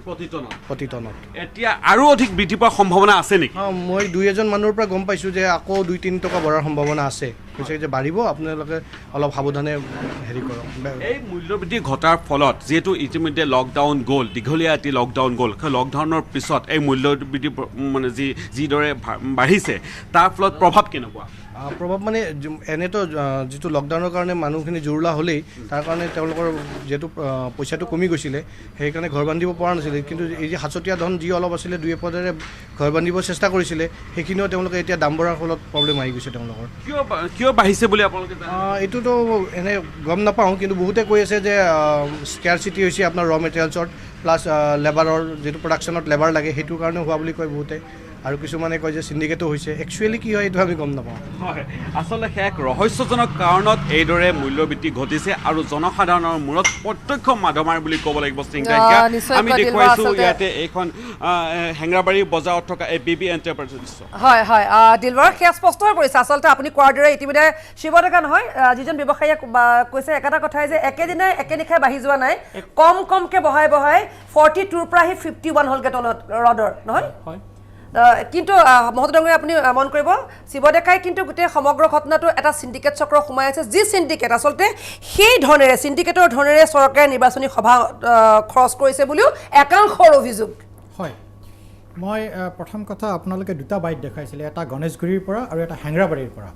দুটা বাইটৰ যদি আমি ৰিউইন কৰি পেলাই আকৌ চাওঁ, তেখেতসকলে এটা কথা কৈছে যে এই যিটো দাম বাঢ়িছে, এই দাম বঢ়াৰ প্ৰথম কাৰণ তেখেতসকলে কৈছে যে এটা ৰ মেটেৰিয়েলছৰ যিটো আৰু আমাৰ যিটো আমাৰ হেৰি থাকে ৱৰ্কাৰ্ছ থাকে, ৱৰ্কাৰবিলাকে জইন কৰিব পৰা নাই, সেইটো কাৰণে কৈছে। আৰু যিটো প্ৰাইচ বাঢ়িছে, তেখেতসকলে হয়তো আপোনালোকে কৈছে যে অসমৰ ক্ষেত্ৰত অসমৰ প্ৰডাকশ্যনৰ দাম বাঢ়িছে, সেইটো নহয়, থ্ৰু আউট ইণ্ডিয়া চবতে বাঢ়িছে। গতিকে এই দাম প্ৰশ্নটো আছিলে কিয় নাই, সেইটো এতিয়া মই যাব গৈছোঁ। তাত বঢ়াৰ কাৰণটো যদি আমি গভীৰভাৱে আলোচনা কৰোঁ, বঢ়াৰ প্ৰথম কাৰণটো হৈছে যে প্ৰডাকশ্যনৰ কাৰণে যিখিনি সামগ্ৰী লাগে সেইটোৰ অভাৱ হৈছে, আৰু দ্বিতীয়তে এই যিখিনি প্ৰডাকশ্যন ৰিলেটেড যিবিলাক ইউনিট থাকে, সেই ইউনিটত যিখিনি কৰ্মচাৰী থাকে, সেই গোটেই কৰ্মচাৰীখিনি এতিয়ালৈকে ঘূৰি যোৱা নাই। সেই নোযোৱাৰ কাৰণে এই সমস্যাটো হৈছে। ঠিক যেনেধৰণৰ এটা সমস্যা আমাৰ নিত্য সামগ্ৰীৰ ক্ষেত্ৰতো আমি হয়তো পিছৰ পৰ্যায়ত আহিম। এতিয়া মোক আগৰৱাল ডাঙৰীয়াই কৈছিলে, তেখেতে কৈছে যে চৰকাৰে বাৰু বস্তু এভেইলেবল, কিন্তু এনেকুৱা নহয় যে আপুনি কৈছে যে মেন পাৱাৰ কমিছে, প্ৰডাকশ্যন কম হৈছে, কিন্তু বজাৰত বস্তু নোহোৱা নহয়। মই তাকে কৈছোঁ, মই অকণমান কৈ আপুনি দেখিছোঁ পাচলি গোটেই বজাৰখন পিন্ধি আহিছে, য'ত এইসমূহ পাচলি বজাৰত এভেইলেবল, কিন্তু আপুনি চুব নোৱাৰে, কিনিব নোৱাৰে, কেৱল চাই গুচি আহিব। এইটো মোৰ অলংকাৰ, এইটো মই এনেই আমি pearl, black pearl, white pearl সেনেকুৱা কিনো। এতিয়া পাচলি বজাৰ ইমানেই ৰেট বাঢ়িছে, পাৰ্লৰ দাম কমিছে, বজাৰৰ দাম বাঢ়িছে। চ' এতিয়া আমি মানে এতিয়া এনেকুৱা হৈছে অলংকাৰ হিচাপে আপুনি পিন্ধি আহিব পাৰে। আৰু মোৰ আজি পিন্ধা কাৰণ হ'ল, যেতিয়া বিজেপি দলটো যেতিয়া বিৰোধী দল আছিলে, আৰু তেতিয়াৰ বৰ্তমান চৰকাৰৰ সময়ত তেওঁলোকৰ সাংসদে এনেকৈ পাচলি পিন্ধি প্ৰতিবাদ কৰিছিলে। তেওঁলোকৰ বিজয়া চক্ৰৱৰ্তী, তেওঁলোকৰ মই ফ'ল' কৰা নাই দেই, তেওঁলোকক মনত পেলাবলৈ, তেওঁলোকৰ মেইন ইছ্যু 2014 ইলেকশ্যনৰ মেইন ইছ্যু আছিলে তেওঁলোকৰ মূল্য বৃদ্ধি। আজি তেওঁলোকে চৰকাৰত অহাৰ লগে লগে তেওঁলোকৰ কেন্দ্ৰটো তেওঁলোকৰ চৰকাৰ, তেওঁলোকৰ ইয়াতে ৰাজ্যটো তেওঁলোকৰ চৰকাৰ, তেওঁলোকে পাহৰি গ'ল নেকি যে এনেকৈ ডিঙিত এনেকৈ চব্জিৰ মালা পিন্ধি তেওঁলোকৰ বিজয় চক্ৰৱৰ্তী, তেওঁলোকৰ সাংসদ, তেওঁলোকৰ বাকীবিলাকৰ সাংসদ, তাৰপিছত আপোনাৰ স্মৃতি ইৰাণী, তেওঁলোকে চিলিণ্ডাৰ লৈ বহিছিল, পাহৰি গ'ল নেকি? সেইখিনি তেওঁলোকক মনত পেলাবলৈ মই আজি অলংকাৰ হিচাপে পিন্ধি আহিছোঁ। স্নিগ্ধা ডাঙৰীয়া, মই তেখেতে যিটো ধৰণে প্ৰতিবাদ কৰিছে, গণতন্ত্ৰত সকলোৰে অধিকাৰ আছে, মই এইটো নকওঁ। মই জাষ্ট তেখেতক ৰিমাইণ্ড কৰি দিব বিচাৰিছিলোঁ, 2010 চনত আপুনি যদি এই নৃত্য তেখেতে যিখিনি সামগ্ৰী পিন্ধি আছে, তাত নিত্য প্ৰয়োজনীয় সামগ্ৰী আছে, আলু পিঁয়াজো আছে। আপুনি যদি চাই 2010, 2013, 2015, এই যদি তাৰে আগৰখিনিতো আছে। 1980 যেতিয়া ইলেকশ্যন হৈছিল, তেতিয়া এই সামগ্ৰীক লৈ এটা খুব ডাঙৰ ইছ্যু হৈছিল। 1998ত এই সামগ্ৰী আলু পিঁয়াজক লৈ হৈছিল, তাৰপিছত 2022 হৈছে। এতিয়া তেখেতে হয়তো এইখিনি আমাৰ বিজয় চক্ৰৱৰ্তীৰ নাম কৈছে ঠিক আছে তেখেতে ক'ব পাৰে কিন্তু এই 2010 1980 মই আপুনি কৈ থাকোঁতে এবাৰো মতা নাই আপুনি কওক মই ৰখি দিম আপুনি কৈ ইস্যু কি আছিলে না আপুনি কৈ লওক মই শুনি লওক 2014 ৰ ইস্যু আছিলে আপোনালোকৰ মূল্য বৃদ্ধি তে সেই মূল্য বৃদ্ধিটোত আপোনালোকে বেছিকে টাৰ্গেট কৰিব লাগিছিলে আপোনালোকে ৰাইজক আপোনালোকে মিছা প্ৰতিশ্ৰুতি দি মিছা আশা সপোন দেখুৱাই আপোনাৰ ৰাইজক আপোনালোকে ফুচুলাই আপোনালোকে ভোট বেংক বনাইছে আৰু ঠিক আছে আপোনালোকৰ পিয়াজৰ দাম আগতে আছিল 20 টকা এতিয়া পিয়াজৰ দাম 80 টকা আগতে মটৰ আছিল 30 টকা এতিয়া মটৰ হৈছে 120 টকা মোৰ এংকৰক এটা অনুৰোধ আছে বিশেষকৈ তেখেতে কৈ লওক মই কৈ লওক মূল্য বৃদ্ধিৰ ওপৰত কওক মই এটা কথা কৈ লওক 1980 চনত মোৰ জন্মই হোৱা নাই বা আমাৰ ধৰণে কিমান ধৰণৰ আপোনাৰে চাগে শুনিলে কেতিয়াবা জ্ঞান 1980 আপোনাৰ জন্ম চাগে এখন মিটিংত যেতিয়া ভাষণ দিয়ে মই এলভিন মই দুইবাৰ খাইছো মই এলভিন আপোনাৰ ওচৰলৈ আছো এলভিন মই এক মিনিট কৈ লওক মই ইস্যুটো কি আছিল মই পিন্ধা কাৰণ সেইটোৱে আপোনালোকৰ মূল্য বৃদ্ধি ইস্যু ধন্যবাদ জনাইছো আপুনি পিন্ধি আনিছে ৰাইজক সচেতন কৰিছে মই ধন্যবাদ কিন্তু আপুনি এই কথাখিনি শুনি লওক আপুনি শুনি লওক আপুনি যদি পিয়াজৰ কথা কৈছে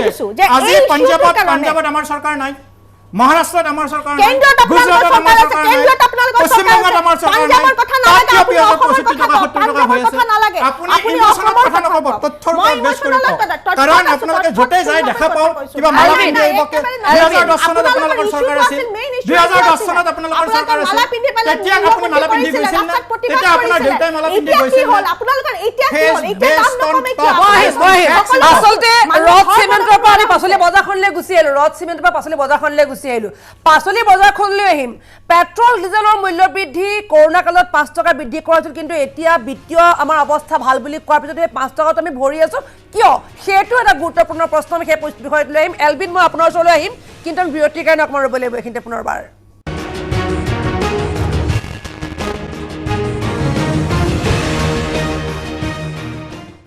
কিন্তু চৰকাৰখনৰ কাৰণে বহুতখিনি আছে ধৰি লওক এইখিনিতে আৰু তেওঁ যে যিটো অভিযোগ আনিছে ধৰি লওক পাচলিখিনি যিটো অভিযোগ আনিছে কেৱল পাচলি বুলি মই কোৱা নাই দেই প্ৰতিবিধ সামগ্ৰীৰ দাইল তেল বা এলভিন মই বিৰতি লৈ আপোনাৰ কথা কৈছিলোঁ যে এইখন চৰকাৰৰ সময়তে কিন্তু এনেকুৱা প্ৰতিবাদ দেখিছোঁ 15 বছৰ কংগ্ৰেছৰ শাসনকালতো প্ৰতিবাদ আমি দেখিলোঁ কিন্তু এইখন চৰকাৰ সকলোৰে আনন্দ সৰ্বানন্দ চৰকাৰখন আৰম্ভ হোৱাৰ দিন ধৰি কিন্তু প্ৰতিবাদৰ বাহিৰে আন একো দেখা নাই আজি বেনাৰ্জীয়ে যি প্ৰতিবাদ কৰিছে ডিঙিত মালা পিন্ধি আহিছে পাচলিৰ সেই পাচলি সঁচাকৈ এটা সময়ত আপুৰুগীয়া সম্পদ হ'বলৈ গৈ আছে আচলতে আমাৰ উৎপাদিত সামগ্ৰী হয় প্ৰথম কথা হ'ল আপুনি মোক বহুত কম সময় দিছে কিন্তু এইটো এটা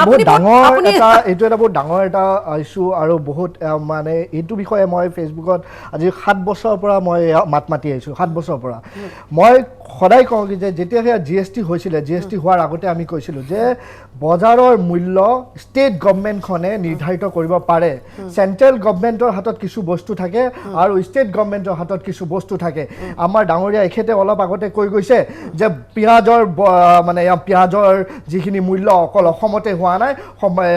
মধ্যপ্ৰদেশ গুজৰাট আনৰ আগত আমি কথা খুব কওঁ আমি কৰ্ম আমি নকৰোঁ সেই কৰ্ম নকৰাৰ ফলত অসমৰ ৰাজনীতিবিদবিলাক আজি অধপতনে গৈছে তেওঁলোকে ৰাইজৰ আস্থা হেৰুৱাইছে তেওঁলোকে দুদিনীয়া আস্থা লৈছে আজি চাওক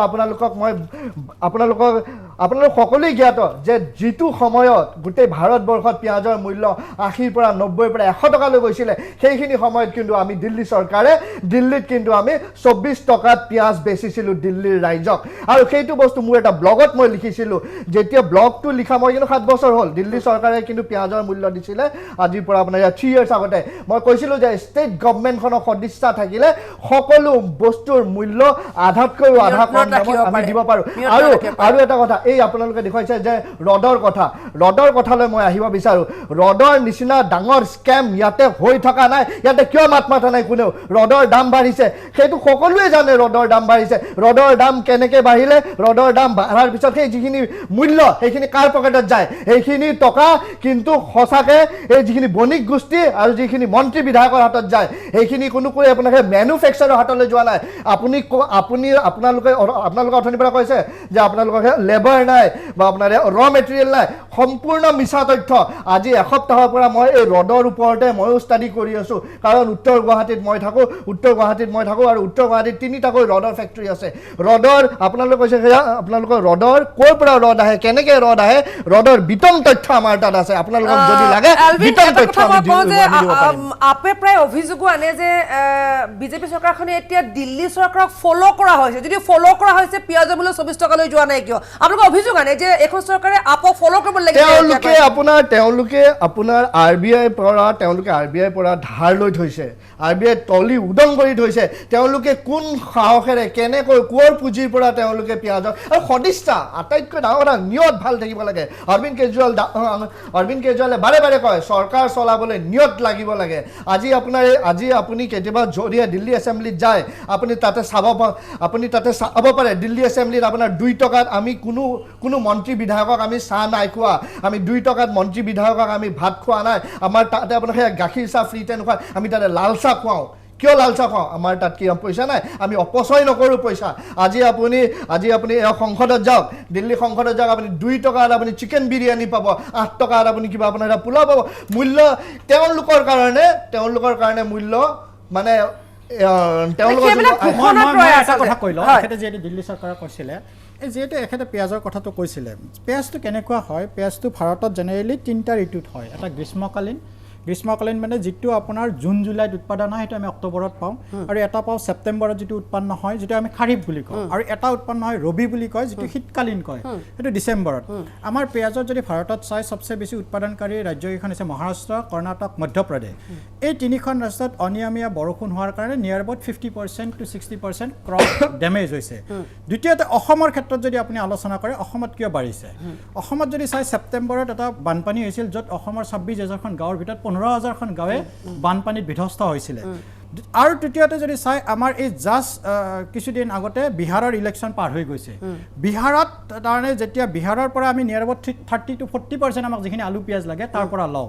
এই 3টা ছেক্টৰৰ কাৰণে অলপ বাঢ়িছে। এতিয়া যিহেতু বাঢ়িছে, আমি যিহেতু জনপ্ৰতিনিধি চৰকাৰ এখন থাকে, তেখেতসকলৰ দায়িত্ব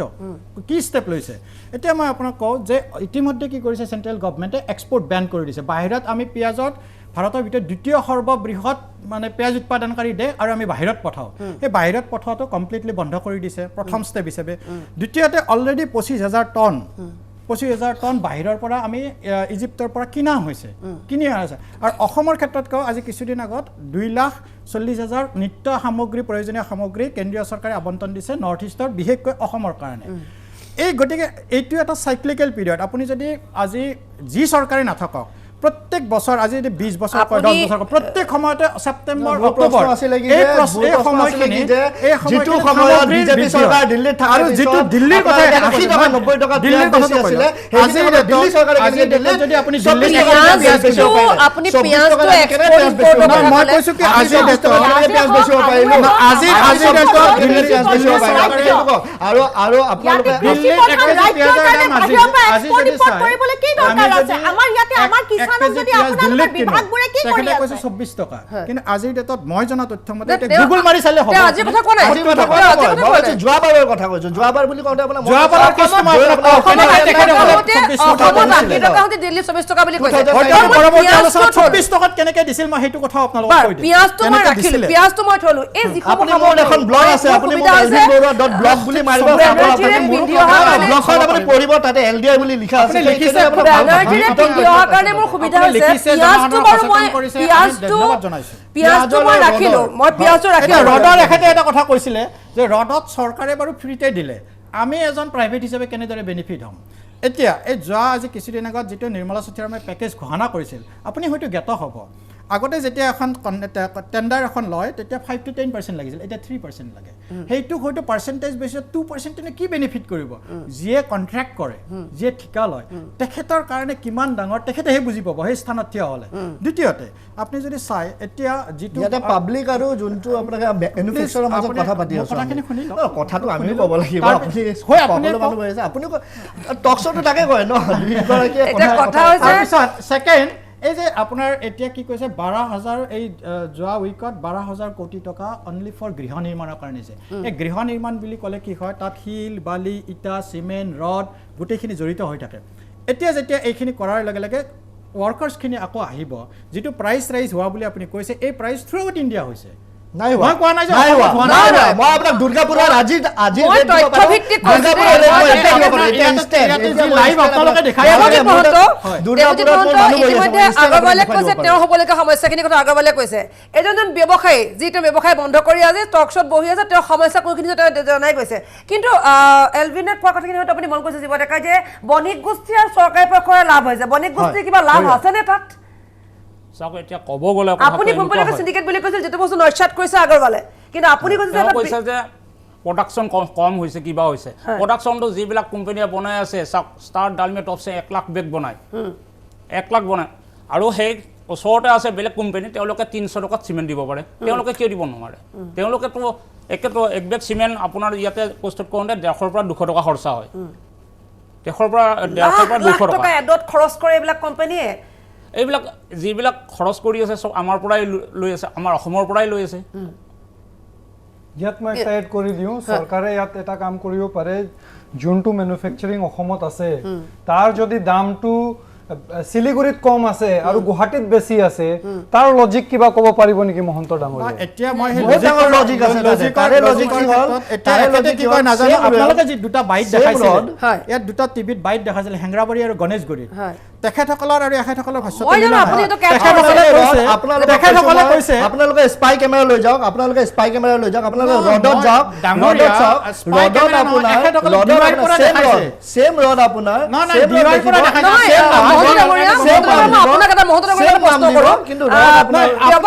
আপোনালোকে দুটা বাইট দেখুৱাটো আপুনি কেচ কৰিছে বাহিৰৰ বস্তুখিনি যেতিয়া আমালৈ অহাৰ লগে লগে মূল্য বৃদ্ধি হৈ আহিছে এতিয়া আমাৰ ইয়াৰ লোকেল প্ৰডাক্টৰ দাম অট'মেটিক বাঢ়ি গৈছে হয় আপুনি সেইটো বস্তু কেচ কৰিছে কিন্তু শিৱডেকাই যিটো অভিযোগ আনিছে যে এটা বৃহৎ সিন্ডিকেট চক্ৰ যি চৰকাৰৰ সৈতে পোনপটীয়া সম্পৰ্ক আছে সেই কথাষাৰত আপুনি কি কয় আপুনি কথা নিমাত হৈ আছে কিন্তু সেইটো আপোনাৰ ধ্ৰুৱ সত্য হয় এই ধ্ৰুৱ সত্যটোৰ কথাটো কেনেকুৱা হয় তাৰমানে এই ধ্ৰুৱ সত্যটোৱে 2014তো এই ধ্ৰুৱ সত্য বুলি ক'লেহেঁতেন তেতিয়া যদি কংগ্ৰেছে কাৰণ চৰকাৰ আছিল গতিকে যেতিয়া বিৰোধীত থাকে এইটো সিন্ডিকেট শব্দটো কয়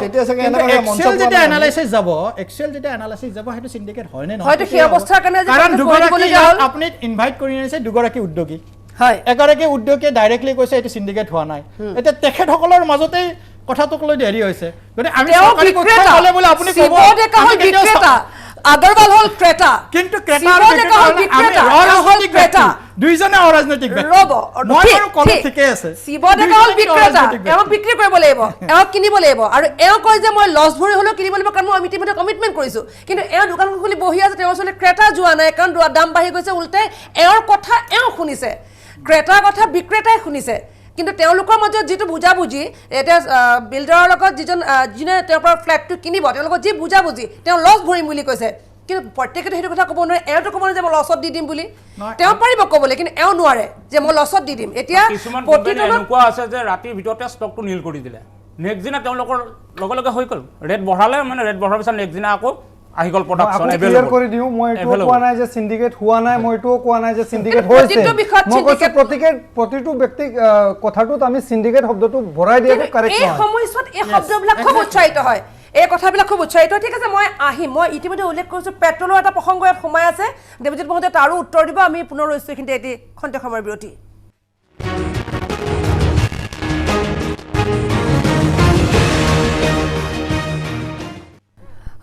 এলভিন আপোনাৰ ওচৰলৈ আহিছোঁ পোনে পোনে কাৰণ কা আন্দোলন হোৱাৰে পৰা আমি এটা শব্দ শুনি আছিলোঁ কা আন্দোলনৰ পাছত আমি বহুত দল সংগঠন পালোঁ আৰু এটা বস্তু পাইছোঁ যে চান্দা সংস্কৃতি আৰু এতিয়া এই সময়ছোৱাত মূল্য বৃদ্ধিও তাৰে একমাত্ৰ কাৰণ বুলি সকলোৱে একেমুখে অভিযোগ আনে চাওক এই চান্দা সংস্কৃতিটো সঁচাকৈ বৰ জঘন্য সংস্কৃতি মই কালৰ আছুৰ প্ৰেচিডেণ্ট আছিলোঁ গুৱাহাটী ছাত্ৰ সন্থাৰ মই আপোনাৰ গুৱাহাটী ছাত্ৰ সন্থাৰ পৰা মই আছোঁ কৰা ক্লাছ 9ৰ পৰা তেতিয়াৰ পৰা মই আপোনাৰ গুৱাহাটী ছাত্ৰ সন্থাৰ মই আপোনাৰ বিদ্যালয় ছাত্ৰ সন্থাৰ উপদেষ্টা হ'লোঁ তাৰপিছত মই আপোনাৰ মধ্য গুৱাহাটী ছাত্ৰ সন্থা কৰিলোঁ য'ত আপোনাৰ ফেঞ্চি বজাৰৰ আপোনাৰ মাছখোৱাৰ নিচিনা ঠাইত মই আছোঁ কৰা তাৰপিছত মই গ'লোঁ আপোনাৰ উত্তৰ গুৱাহাটী মই আঞ্চলিকত কৰিলোঁ মই সেই প্ৰক্ৰিয়াটো পাৰ কৰি মোৰ যেতিয়া মানুহৰ এটা বয়স থাকে মোৰ এতিয়া আপোনাৰ 36 ইয়াৰ্ছ হৈছে কিন্তু মই আছোঁ এৰা আজি আপোনাৰ 6 বছৰ আগত কিন্তু মোৰ 30 ইয়াৰ্ছত মোৰ কনচাইন যোনটো এটা মানুহৰ ব্ৰেইন এটা থাকে সেই ব্ৰেইনটোৱে মোক কৈছিলে ইটছ এ বেড মানুহ এজনক প্ৰতিটো পলিটিকেল পাৰ্টি চান্দা অবিহনে সম্ভৱ নহয় মই আপোনাক সেইটোৱে কৈ আছো পলিটিকেল পাৰ্টি ক্ষেত্ৰত চান্দা অবিহনে সম্ভৱ নহয় হাব হয় ন এইটো একদম এইটো মই সেইটোৱে কৈ আছো আপোনাক মই আহি লওঁ মোক আপুনি কমপ্লিট কৰিব দিয়ক চান্দা কোনে নলয় ইউনেস্কোৱে চান্দা লয় ৰেড ক্ৰছে চান্দা লয় চান্দা লোৱা is a good process but process আছে everything has a way process আছে আমাৰ কিন্তু প্ৰচেছ মতে একো কাম নহয় আমাৰ আপোনাৰ নৰ্থ গুৱাহাটী এৰিয়া যোনটো আপোনাৰ সেই মাছখোৱা ফেঞ্চি বজাৰ এৰিয়া হাব হয় য'ত মানে চান্দা কালেকশ্যনৰ কাৰণে তাতে ডেইলি আপোনাৰ 200-250 চান্দাৰ পেট বহে ডেইলি 200-250 অসমত এনেকুৱা সংগঠন চাগে মই কওঁ মই শুনা নাইতো বাদ দিয়ক আপোনালোকে শুনা নাই এনেকুৱা সংগঠনৰ নাম কিন্তু চান্দাৰ বহীত আপুনি দেখিব এনেকুৱা সংগঠনৰ নাম মন্ত্ৰী এম এল এক আপোনাৰ এখন হোৰ্ডিঙৰ দাম আপোনাৰ 2 লাখ 2.5 লাখ টকা এনেকুৱাকৈ আপোনাৰ 20খন হোৰ্ডিং দিবই লাগিব ইলেকশ্যনৰ সময়ত তে 20খন হোৰ্ডিঙত আপোনালোকে 2.5 লাখ টকাকৈ আপোনালোকে হিচাপ কৰক আপোনালোকে গম পাই যাব তেওঁলোকৰ আকৌ ইয়াৰলি কালেকশ্যন থাকে ইয়াৰলি কালেকশ্যন হিচাপ কৰক অসমত আপোনাৰ 200টা অৰ্গেনাইজেশ্যনৰ আপোনাৰ ইয়াৰলি কালেকশ্যন হিচাপ কৰক আজি চাওক আপোনাৰ বিজেপিৰ যোনটো কালেকশ্যন অল অভাৰ ইণ্ডিয়াতকৈ আটাইতকৈ বেছি কালেকশ্যন কৰা দল হ'ল বিজেপি আৰু এই যোনটো কালেকশ্যন এই যোনটো চান্দা সংস্কৃতি গোটেই ভাৰতবৰ্ষৰ ভিতৰত কিন্তু অকল আমাৰ নৰ্থ ইষ্টতে আছে অকল আমাৰ অসমতে আছে এই চান্দা সংস্কৃতিটো কিন্তু অল অভাৰ ইণ্ডিয়াত ক'তো নাই সকলো দল সংগঠনে পইচা লয় কেনেকৈ লয় তেওঁলোকৰ এটিজি ফাইল কৰে তেওঁলোকৰ CSRৰ পৰা ফাণ্ড লয় CSR এটা এনেকুৱা হয় কি যিকোনো কোম্পানীয়ে দে হেভ টু গিভ তেওঁলোকে যোনটো এৰিয়াত থাকে তেওঁলোকে পইচা দিবই লাগিব সেইটো কোম্পানীয়ে দিবই লাগিব এইটো এটা ল মতে হয় এইটো এটা ল মতে তেওঁলোকে চান্দা দিব লাগিব একজন বিল্ডাৰৰ হয়তো চান্দা দি বহুত হাৰাশাস্তি ভুগিবলগীয়া হয় পূজা হওক বা যিকোনো সময়ত বা ইলেকশ্যনৰ সময়ত নাই মই ঠিক এই ধৰণৰ এলিগেশ্যনটো নামানো গুৱাহাটীত আমি তেনেকুৱা পোৱা নাই যে জোৰ জবৰদস্তি কোনোবা চান্দা খুজিবলৈ আহিছে হ'ব পাৰে বাহিৰা outer areas of Guwahati they are fetching such things but in town মই ফেন্সি বজাৰৰ কথা কৈ আছো মাস্টাৰ বজাৰৰ আপুনি ক'ব পাৰে মই এডভাইজাৰ আছো ডেফিনেটলি আপুনি ক'বলৈ ভয় খাব পাৰে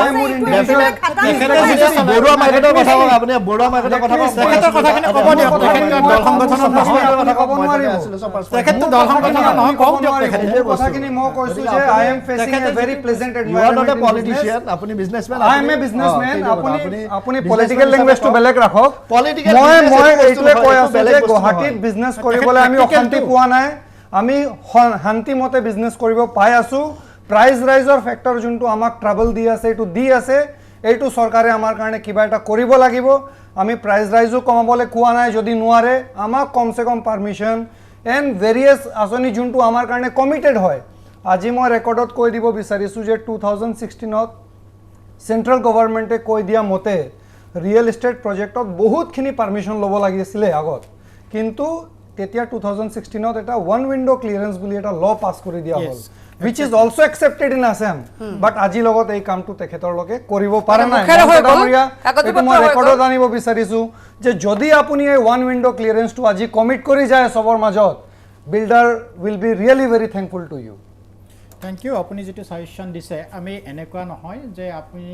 যেতিয়া আমি ৰাইজৰ খুব প্ৰতিনিধিত্ব কৰোঁ কোনোবা ৰাইজে যদি আমাক কিবা গঠনমূলক পৰামৰ্শ দিয়ে তেতিয়া আমি চৰকাৰ বা আমাৰ দলৰ মাজত মজিয়ালৈকে লৈ যাম গতিকে আপুনি যেটো কৈছে ওৱান উইন্ডোৰ ক্ষেত্ৰত যেটো এই ক্ষেত্ৰত আচলতে এনেকুৱা বহু কথা আছে কাগজে পত্ৰই মুখত বাগৰি ৰৈ গ'ল কিন্তু কামে মনে নহল গৈ যেটো বস্তু কামত হৈ নুঠিল গৈ আছে হয় কেতিয়াবা কি হয় আমি এজন সচেতন নাগৰিক হিচাপে আমি সদায় এনেকুৱা হয় আমাৰ মেণ্টেলি এনেকুৱাকৈ গঢ়ি উঠে আমি সদায় আমি মই বুলি চিন্তা কৰোঁ তাৰমানে আমাৰ কোনেও কৰা নাই মই কিয় কৰিম মানে আমি কিয় কৰিম মই কিয় কৰিম কিন্তু যদি আমি চিন্তা কৰোঁ আমি আমাৰ মই যেটো অসুবিধা পাইছোঁ আজি এখন প্লেটফৰ্ম পাইছোঁ আগৰৱাল ডাঙৰীয়া মোক জনাইছে আমি হলো আমিৰ পৰা গৈ এতিয়া মই দলক জনাওচোন হেতু এজন দলৰ প্ৰতিনিধি হিচাপে নহয় মই এজন সচেতন নাগৰিক হিচাপে হেতু লৈ যাওঁ গতিকে এই কনসেপ্টটো কিন্তু চেঞ্জ হয় আৰু এটা সবে কিবা কৰিছে কাৰণে মই নামাটো মহন্ত ডাঙৰীয়া আপোনাৰ ওচৰলৈকে আৰু এটা প্ৰশ্ন আহিছে কৰোনাৰ সময়ত আমাৰ বিত্তীয় অৱস্থাৰ কথা আমি বাৰম্বাৰ দেখুৱাই আছো বিত্তীয় অৱস্থা কি আমাৰ কেনেকুৱা আমি সমস্যাৰ সন্মুখীন হৈছো দেখুৱাই আছো যাৰ বিনিময়ত পেট্ৰল ডিজেলৰ ক্ষেত্ৰত 5 টকা মূল্য বৃদ্ধি কৰা হ'ল হয় হয় এতিয়া আপুনি কেন্দ্ৰীয় বিত্তমন্ত্ৰী গৰাকীৰ কথাও কৈছে আমাৰ ৰাজ্যখনৰ বিত্তমন্ত্ৰীয়ে স্পষ্টকৈ প্ৰকাশ কৰিছে যে আমি দুখীয়া নহয় বিত্তীয় ক্ষেত্ৰত আমি যথেষ্ট সবল এতিয়াও তেনে ক্ষেত্ৰত সেই 5 টকাটো এতিয়া সকলোবোৰ শিথিল হ'ল যদিও মানুহৰ মনে মনে কৰোনাৰ ভয় আছে কিন্তু আপোনালোকৰ ৰজাঘৰীয়েটো কৰোনাৰ ভয়টো একেবাৰে নাইকিয়া কৰি পেলালে এতিয়া যিটো নিৰ্বাচনী বতাহ বলিছে নিৰ্বাচনী মিটিং বিলাকত বা সভাপতি দেখিবলৈ পোৱা গৈছে কাৰো মুখত মাস্কো নাথাকে তাত কিন্তু কোনো বাধা বাধ্যকতা নাই কিন্তু ইয়াৰ পূৰ্বে সেই একেজন বিত্তমন্ত্ৰীয়ে ঘোষণা কৰিছিল যদি মাস্ক কোনোবাই নিপিন্ধে তেনে 1000 টকা ফাইন ভৰিব লাগিব সেইটো আজি প্ৰায় এমাহৰ আগৰ কথা কিন্তু সেইটো প্ৰসংগলৈ মই নাযাওঁ সেই 5 টকাটো এতিয়াও ৰেহাই দিয়া নহ'ল কিয় আমিতো এতিয়াও 5 টকাটো ভৰি থাকিবলগীয়া হৈছে সেই ক্ষেত্ৰতো আপোনালোকে এতিয়া এই পৰ্যন্ত নিমাত কিন্তু সেই ক্ষেত্ৰতো স্পেচিয়েলি কোৱা হৈছিল যে কৰোণা কালচোৱাৰ কাৰণেহে আৰু এতিয়াতো আপোনালোকে সদম্বে ঘোষণা কৰিছে আঁচনিৰ ওপৰত আঁচনি ঘোষণা কৰি কৈছে আৰু এতিয়া আমি আৰ্থিকভাৱে দুৰ্বল নহয় সবল হৈছোঁ তেনে ক্ষেত্ৰত সেই 5 টকাটো আমি ধৰি আছোঁ নহয় আমিতো সবকানে দি আছোঁ হয় 5 টকাটোৰ কথাটো এনেকুৱা হৈছিল যেতিয়া ঘোষণা কৰিছিলে তেতিয়া কৈছিলে যে যেহেতু আমাৰ সেই সময়ত কৰোণাৰ কাৰণে ৰাজভঁৰালত ইমান ধন নাছিলে গতিকে 5 টকাটো সেই সময়ত দুটাই উপায় আছিল আপুনি যদি চাই গোটেই চৰকাৰী মানে গোটেই আমাৰ বাণিজ্য প্ৰসাৰ বন্ধ হৈছিল মই এতিয়া সেইটোৰ পৰা এই সময়লৈকে আহিম 5 টকাটো বঢ়াই দিয়া হৈছিল আৰু সেই সময়ত যদি আপুনি লক্ষ্য কৰে সেই 5 টকাটো বঢ়োৱাৰ কাৰণে বিশেষকৈ আমাৰ চৰকাৰী খণ্ডত মানে যিখিনি কৰ্মচাৰীয়ে কাম কৰি আছিল প্ৰত্যেক কৰ্মচাৰীয়ে ভাৰতৰ সব ৰাজ্যতে নিয়াৰ এবাউট 30 to 50% চেলাৰী কাট হৈছিল কিন্তু মই আমাৰ জনতা জনাৰ্দনৰ দায়বদ্ধ হৈ আমাৰ চৰকাৰে গোটেই সময়মতে দৰমহা দিছিলে আৰু কোনো ধৰণৰ কাট কৰা নাছিলে আৰু সেই ক্ষেত্ৰত ক'ত পাইছিলে তেওঁলোকে সেই ক্ষেত্ৰত সেইখিনি টকা ক'ত পাইছিলে তেওঁলোকে হয়তো তেওঁলোকে পিএম কেয়াৰ্ছ ফাণ্ড কিয় খুলিছিলে ডাঙৰীয়া আপোনাৰ দিল্লী চৰকাৰে কিয় খুলিছিলে দিল্লী চৰকাৰৰ গভৰ্ণমেণ্টত তেওঁলোকে আপোনাৰ দিল্লী চৰকাৰে কিয় ডিটেক্ট কৰিছিলে আপুনি সেইটো সাংসদ কৰক দিল্লী চৰকাৰে কিয় কৰিছিলে পিএম দিল্লীত আপোনালোকৰ আপৰ চৰকাৰ পিএম নেশ্যনেল ফাণ্ড দিল্লী চৰকাৰে কিয় কৰিছিলে নেশ্যনেল ফাণ্ড বন্ধ কৰি দিল্লী চৰকাৰে কিয় কৰিছিলে পিএম নেশ্যনেল ফাণ্ড বন্ধ কৰি চিঞৰি কিয় কৰিছে নিজৰ চৰকাৰৰ কথা নকয় আপোনাৰ এনজিঅ নামত কিয় পইচা উঠালে এনজিঅ নামত কিয় পইচা উঠালে আপোনালোকে দিল্লী চৰকাৰে কি এনজিঅ আপুনি এনজিঅ নামত কিয় পইচা উঠালে এনজিঅ নামত কিয় পইচা উঠালে দিল্লী চৰকাৰে বাদ দিয়ক না চেন্ট্ৰেল গভৰ্ণমেণ্টৰ কথা কৈছো মই চেন্ট্ৰেল গভৰ্ণমেণ্টে এনজিঅ নামত কিয় পইচা উঠালে চেন্ট্ৰেল গভৰ্ণমেণ্টে এনজিঅ নামত কিয় পইচা উঠালে মোৰ পৰা পইচা কৈছে ময়ো দিছিলো পইচা মোৰ দুখ লাগিছে দুখ আপোনাৰ এইটো লাগিছিল যে 500 টকা মই দিলো মই গম পোৱা নাছিলো যে পিএম কেয়াৰ টো এটা আপুনি মই পুনৰ এইখিনিতে বিৰতি ল'ম এইখিনিতে পুনৰবাৰ দিল্লীত আপোনালোকৰ চৰকাৰ আছে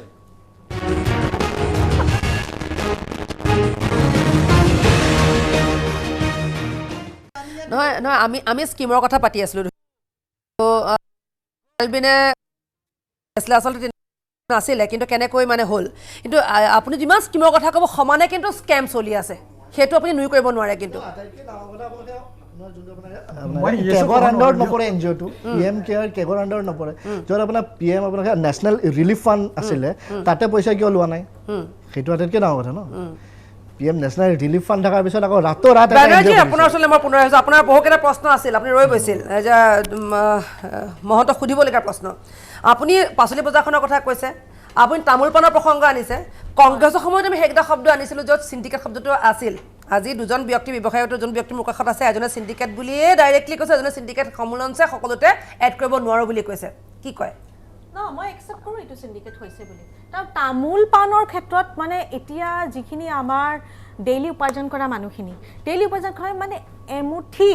দাইল ভাত শান্তিৰে খাইছিলে তাৰ এতিয়া মানে মাংস খাব নোৱাৰিলেও মাংস ভাত খাব নোৱাৰিলেও এমুঠি দাইল ভাত শান্তিৰে খাইছিলে এতিয়া এই দাইলৰ প্ৰাইজে ইমান আকাশত চুইছে তেওঁলোকে দাইল ভাতটো শান্তিৰে খাব নোৱাৰা হৈছে যোনখিনি মই ভাবোঁ চিণ্ডিকেটৰ কথা কংগ্ৰেছে নকয় ভাল হ'ব কাৰণ কংগ্ৰেছৰ দিনতে চিণ্ডিকেটৰ জন্ম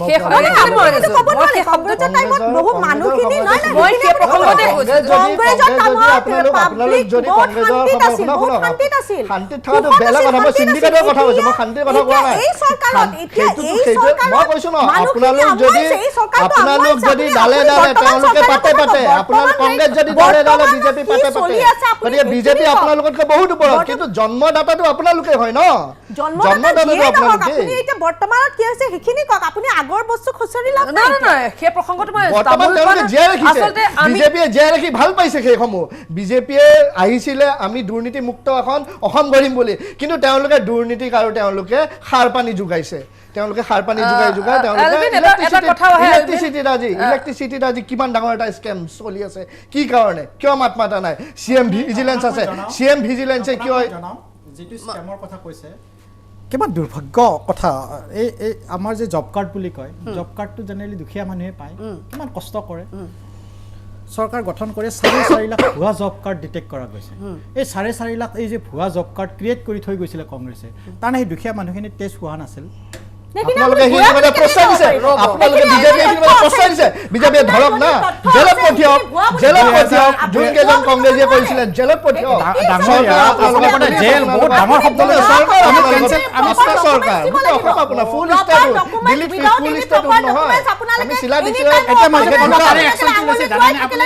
হাঁহি হাঁহি কৰিহে থাকে শুনক আমি একশ্যন কি লৈছোঁ সেইখিনি কেঞ্চেল কৰিছোঁ কেঞ্চেল কৰাটো ষ্টেপ হয়নে নে নহয় গতিকে ভুৱা 4.5 লাখ যে কেঞ্চেল কৰি দিয়া হ'ল সেইটো ষ্টেপ হয়নে নহয় 86 যে আমি এপিএছচিৰ অফিচাৰক যে আমি পঠালো সেইটো ঠিক আছে যোৱা এই দুদিন আগত যোনটো এপিএছচিৰ কেলেংকাৰীৰ কাৰণে যে ইউথছবিলাকে আকৌ এই মিডিয়াৰ জৰিয়তে যে নিউজত ওলাইছিলে সেইখিনি আপুনি একদম ৰাইটলি এখানে পইণ্ট আউট কৰিছে সেইটো যে কৰিছে আপুনি চাওক যেতিয়া এটা সমস্যাৰ সৃষ্টি হৈছে ইমিডিয়েটলি আমি একশ্যন লৈছোঁ পৰীক্ষা কেঞ্চেল কৰা হৈছে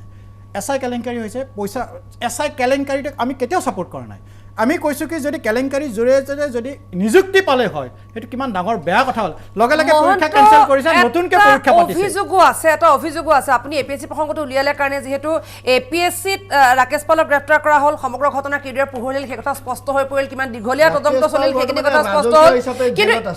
সেই ৰাকেশ পালক আচলতে নামটোহে সাঙুৰ খালে ৰাকেশ পালকহে গোটেই হাৰাশাস্তি তেওঁক দিয়া হ'ল আচলতে কিন্তু তেওঁৰ ওপৰ মহলা যিখিনি আছিল সেইখিনিতো এতিয়া আপোনালোকৰে সদস্য আপোনালোকৰে ৰজা মন্ত্ৰী তেওঁৰ ওপৰত যিখিনি কৃপা দৃষ্টি আছিল সেই সময়ত কংগ্ৰেছৰ বুলি মানি ল'লোঁ বাৰু মই আপুনি এছআই কেলেংকাৰী প্ৰসংগৰ কথা উল্লেখ কৰিছে পি কে দত্তৰ নামটো আকৌ আনিব বিচাৰিছোঁ পি কে দত্ত বাৰু কংগ্ৰেছৰ দিনৰে মানুহ দেখিলোঁ মানি ল'লোঁ বাৰু কিন্তু আপোনালোকৰ সন্মুখতে তেওঁৰ যি বিশাল সাম্ৰাজ্য সেই সাম্ৰাজ্যৰ চকুত কিয় মানি পৰা নাছিল তেতিয়া আপোনালোকে আপোনালোকৰ চৰকাৰখনে একো নকৰিলে এইটো এটা অভিযোগ দেই মই সেইকেইটা অভিযোগ আপোনালোকে আনিছোঁ আৰু বিশেষকৈ এপিএছচি কেলেংকাৰীৰ কথা সদায় কৈ থকা হয় এপিএছচি কেলেংকাৰীত আজিকালিতো কোৱা হয় আগতে পুথি খলিহনা এতিয়া ৰৌ বৰাইল লৈ টিমি মাছো ধৰিব বোলে কিন্তু সেই টিমি মাছবিলাকতো আপোনালোকৰ দলতে সোমাই আছে সেই মানুহখিনিক এটা কোনো ব্যৱস্থা কিয় গ্ৰহণ কৰা নহ'ল বা নিমাত কিয় আপোনালোকৰ ৰজা মন্ত্ৰী মানুহেতো এপিএছচি চাকৰি পাই আজি ধুনীয়াকৈ কাম কৰি আছে যিখিনি আপোনালোকে বিসম্বাদ কৰিলে আপোনালোকৰ লগত সেইখিনি মানুহক আপোনালোকে উলিয়াই দিয়া হ'ল হয় নহয় সেইটো স্পষ্ট হৈ আছে উলিয়াই দিয়া নিদিয়া কথাটো আইনে সিদ্ধান্ত লয় তাৰমানে যদি চৰকাৰে নিজে উলিয়াই লৈ যায় সেইটো আইনৰ আইন ব্যৱস্থা ন্যায়পালিকাৰ ওপৰত গ'ল যদি চৰকাৰে পক্ষ কৰিব বচাব পাৰে তেতিয়া আঁতৰাই আনিব ন 86 যি অফিচাৰ্ছ তাত হেৰি হৈছে আমি কোন দলৰ ক'ব যোৱা নাই তেওঁলোকে পইচা দি লৈছে তেখেতলোক দোষী হয় তাত আমাৰ দলৰে হওক কংগ্ৰেছে পইচা দিয়া সকলোবোৰে ওলাই গ'ল নেকি নাই তেখেতসকলক জেলত সোমোৱা হৈছে আৰু নাই নেকি সেইটো বেটছত আৰু নাছিলে পইচা দিয়া আৰু যদি আছে ডেফিনেটলি তাত যদি আছে মানে আপোনালোকৰ 5 বছৰ হ'ব হ'ল নহয় যদি আছে আপুনি মই ক'লে সিদ্ধান্তটো নহয় সিদ্ধান্তটো ন্যায়পালিকা আপোনাক প্ৰশ্ন কৰিছোঁ মই মানুহে অহা প্ৰশ্নৰ পৰা আপোনাক মই প্ৰশ্ন কৰিছোঁ মই সেই আপোনাৰ জ্ঞাতাৰ্থে যিহেতু আপুনি প্ৰশ্ন কৰিছে মই সেইটোৱে কৈছোঁ যে আমি হয়তো ন্যায়পালিকাই কাৰ্যটো লোৱাৰ কাৰণে চৰকাৰ হিচাপে দায়িত্ব দিয়ে ন্যায়পালিকাৰ ওপৰত চৰকাৰে ইণ্টাৰফেয়াৰ কৰিব নোৱাৰে এতিয়া ন্যায়পালিকাই যিটো সিদ্ধান্ত দিয়ে সেইটো চৰকাৰ হিচাপে মানিব লাগিব ঠিক যেনেকৈ আমাৰ NRCৰ ক্ষেত্ৰত ন্যায়পালিকাই মহামান্য উচ্চতম ন্যায়ালয়ে যি দিয়ে সেইটো আমি মানিব লাগিব তাক এতিয়া চৰকাৰে কৰিছে কৰা নাই বিভিন্ন ধৰণে এক্সপ্লেনেশ্যন হ'ব পাৰে ডেট ইজ ডিফাৰেণ্ট পাৰ্ট কিন্তু যিটো NRCৰ ক্ষেত্ৰতো আমাৰ উচ্চতম ন্যায়ালয়ে যেনেকৈ ৰায় দিছে সেইটো মহামান্য আদালতৰ প্ৰতি আমি তেখেতসকলক সন্মান জনাব লাগিব সেইখন এখন গণতান্ত্ৰিক দেশৰ চৰকাৰ হিচাপে আমি বদ্ধপৰিকৰ সেইটো প্ৰসংগ আজি বেলেগ একদম সেইটো প্ৰসংগ আজি বিচাৰ দিয়াৰ বিষয় নহয় আমাক কি আশ্ৰয় দি যায় কি কমিটমেণ্ট দি যায় প্ৰশ্নটোৰ উত্তৰ মহন্তই দিব লাগিব আচলতে নহয় তেখেতে দুটা কথা কৈছিল যে চৰকাৰে যদি আঁচনিবিলাক লয় আমি ব্যক্তিগত খণ্ড হিচাপে আমাৰ কি লাভৱান হ'ব লাভৱান এনেকৈ হয় চাওক যেতিয়া এটা বস্তুৰ আমি এই গোটেই সামগ্ৰীবিলাক আচলতে কি হয় অৰ্থনীতিত এনেকুৱাকৈ কয় যেতিয়া এটা ডিমাণ্ড এণ্ড ছাপ্লাই বজাৰত সামগ্ৰী আৰু উৎপাদন যেতিয়া বস্তুটো চাহিদা কম হয় মোৰ নাম্বাৰ অফ কম্পিটিটাৰ্ছ আহি যায় আৰু যেতিয়া আহি যায় তেতিয়া দামটো কমি যায় এতিয়া কি হৈছে এতিয়া এখেতৰ লগত মই লিংক আপ কৰি কৈছোঁ এতিয়া চৰকাৰে ঘোষণা কৰিছে কি 12,000 কোটি টকা দিছে অনলি ফৰ ৰিয়েল ষ্টেটৰ কাৰণে য'ত 26,000 নতুনকৈ ঘৰ বনাব 26 লাখ আৰু 12 লাখ যি আপোনাৰ আধা কমপ্লিট হৈ আছে সেইখিনি কমপ্লিট কৰিব কৰাৰ লগে লগে এই ডিমাণ্ড ছাপ্লাইৰ কথাটো আহিব ৰড বালি হিল ইটা চিমেণ্ট যেতিয়া আহি যাব তাৰমানে এতিয়া আমাৰ যে ফুল ষ্টেটহুড ডাঙৰীয়া আমাৰ নিচিনা বাজেট এই যে মই গোটেই অল অভাৰ ইণ্ডিয়াখন ঘূৰি আহিছোঁ আমাৰ নিচিনা বাজেট আমি আৰু নাই আমাৰ নিচিনা টকা কাৰো নাই ডাঙৰীয়া আপুনি শুনক কথাখিনি আপুনি এখন ৰাজ্যৰ যদি এখেতে উদাহৰণ মোক দেখুৱাই দিব পাৰে য'ত 40 to 50% কেন্দ্ৰৰ পৰা নহাকৈ চৰকাৰখন চলিব পাৰিছে তেতিয়াহ'লে আমি কেন্দ্ৰ চৰকাৰৰ কথা নোকোৱাকৈ থাকিব পাৰিম থ্ৰু আউট ইণ্ডিয়াত 40 to চবতে কেন্দ্ৰত 14 পৰা 50 দিল্লী চৰকাৰক 7 বছৰে এটা ফুটা কৰি দিয়া নাই এটা ফুটা কৰি দিয়া নাই দিল্লী চৰকাৰ নহয় ইলেক্ট্ৰিচিটি ফ্ৰী কৰি আছে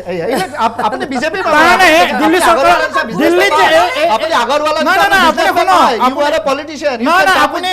এই যে যোৱা পৰখি আপুনি আমাৰ লাইভতে যোৱা পৰখি নিউজ মই কৰোনা যে হৈছে দিল্লী যে কৰোনা হ'ল মই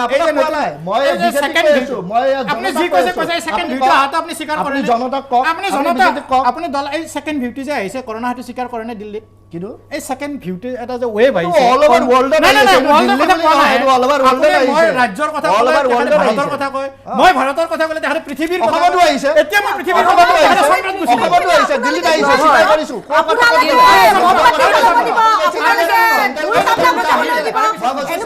কথাটো হৈছে আমি কিন্তু আমাৰ কিয়টো উত্তৰ পোৱা নাই কিন্তু এতিয়া আমি কিয়ৰ উত্তৰ পোৱা নাই আগৰবাৰৰ প্ৰশ্ন মহন্ত আমি বহুতজনে লাভান্বিত হ'ব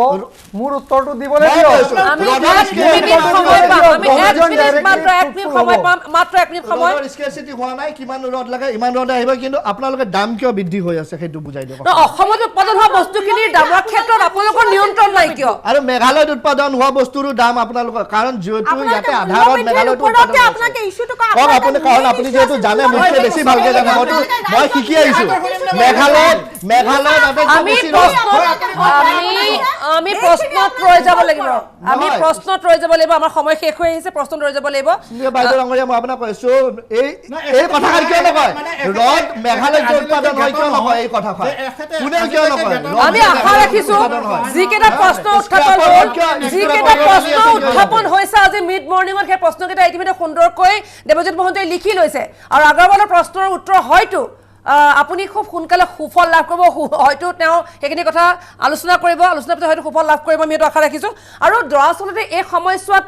যুক্তি তৰ্কতকৈও কিয় ক'ৰ পৰা সেই কথাটো উচ্চ বিচৰাটো খুব বেছি গুৰুত্বপূৰ্ণ বিষয় আচলতে মই আটাইকে ধন্যবাদ জ্ঞাপন কৰিছোঁ আৰু এইখিনি সময় আমাক দিয়াৰ কাৰণে আৰু মিড মৰ্ণিঙৰ পৰা মই স্নিগ্ধা শিখাই বিদায় লৈছোঁ চাই থাকিব DY 365 ধন্যবাদ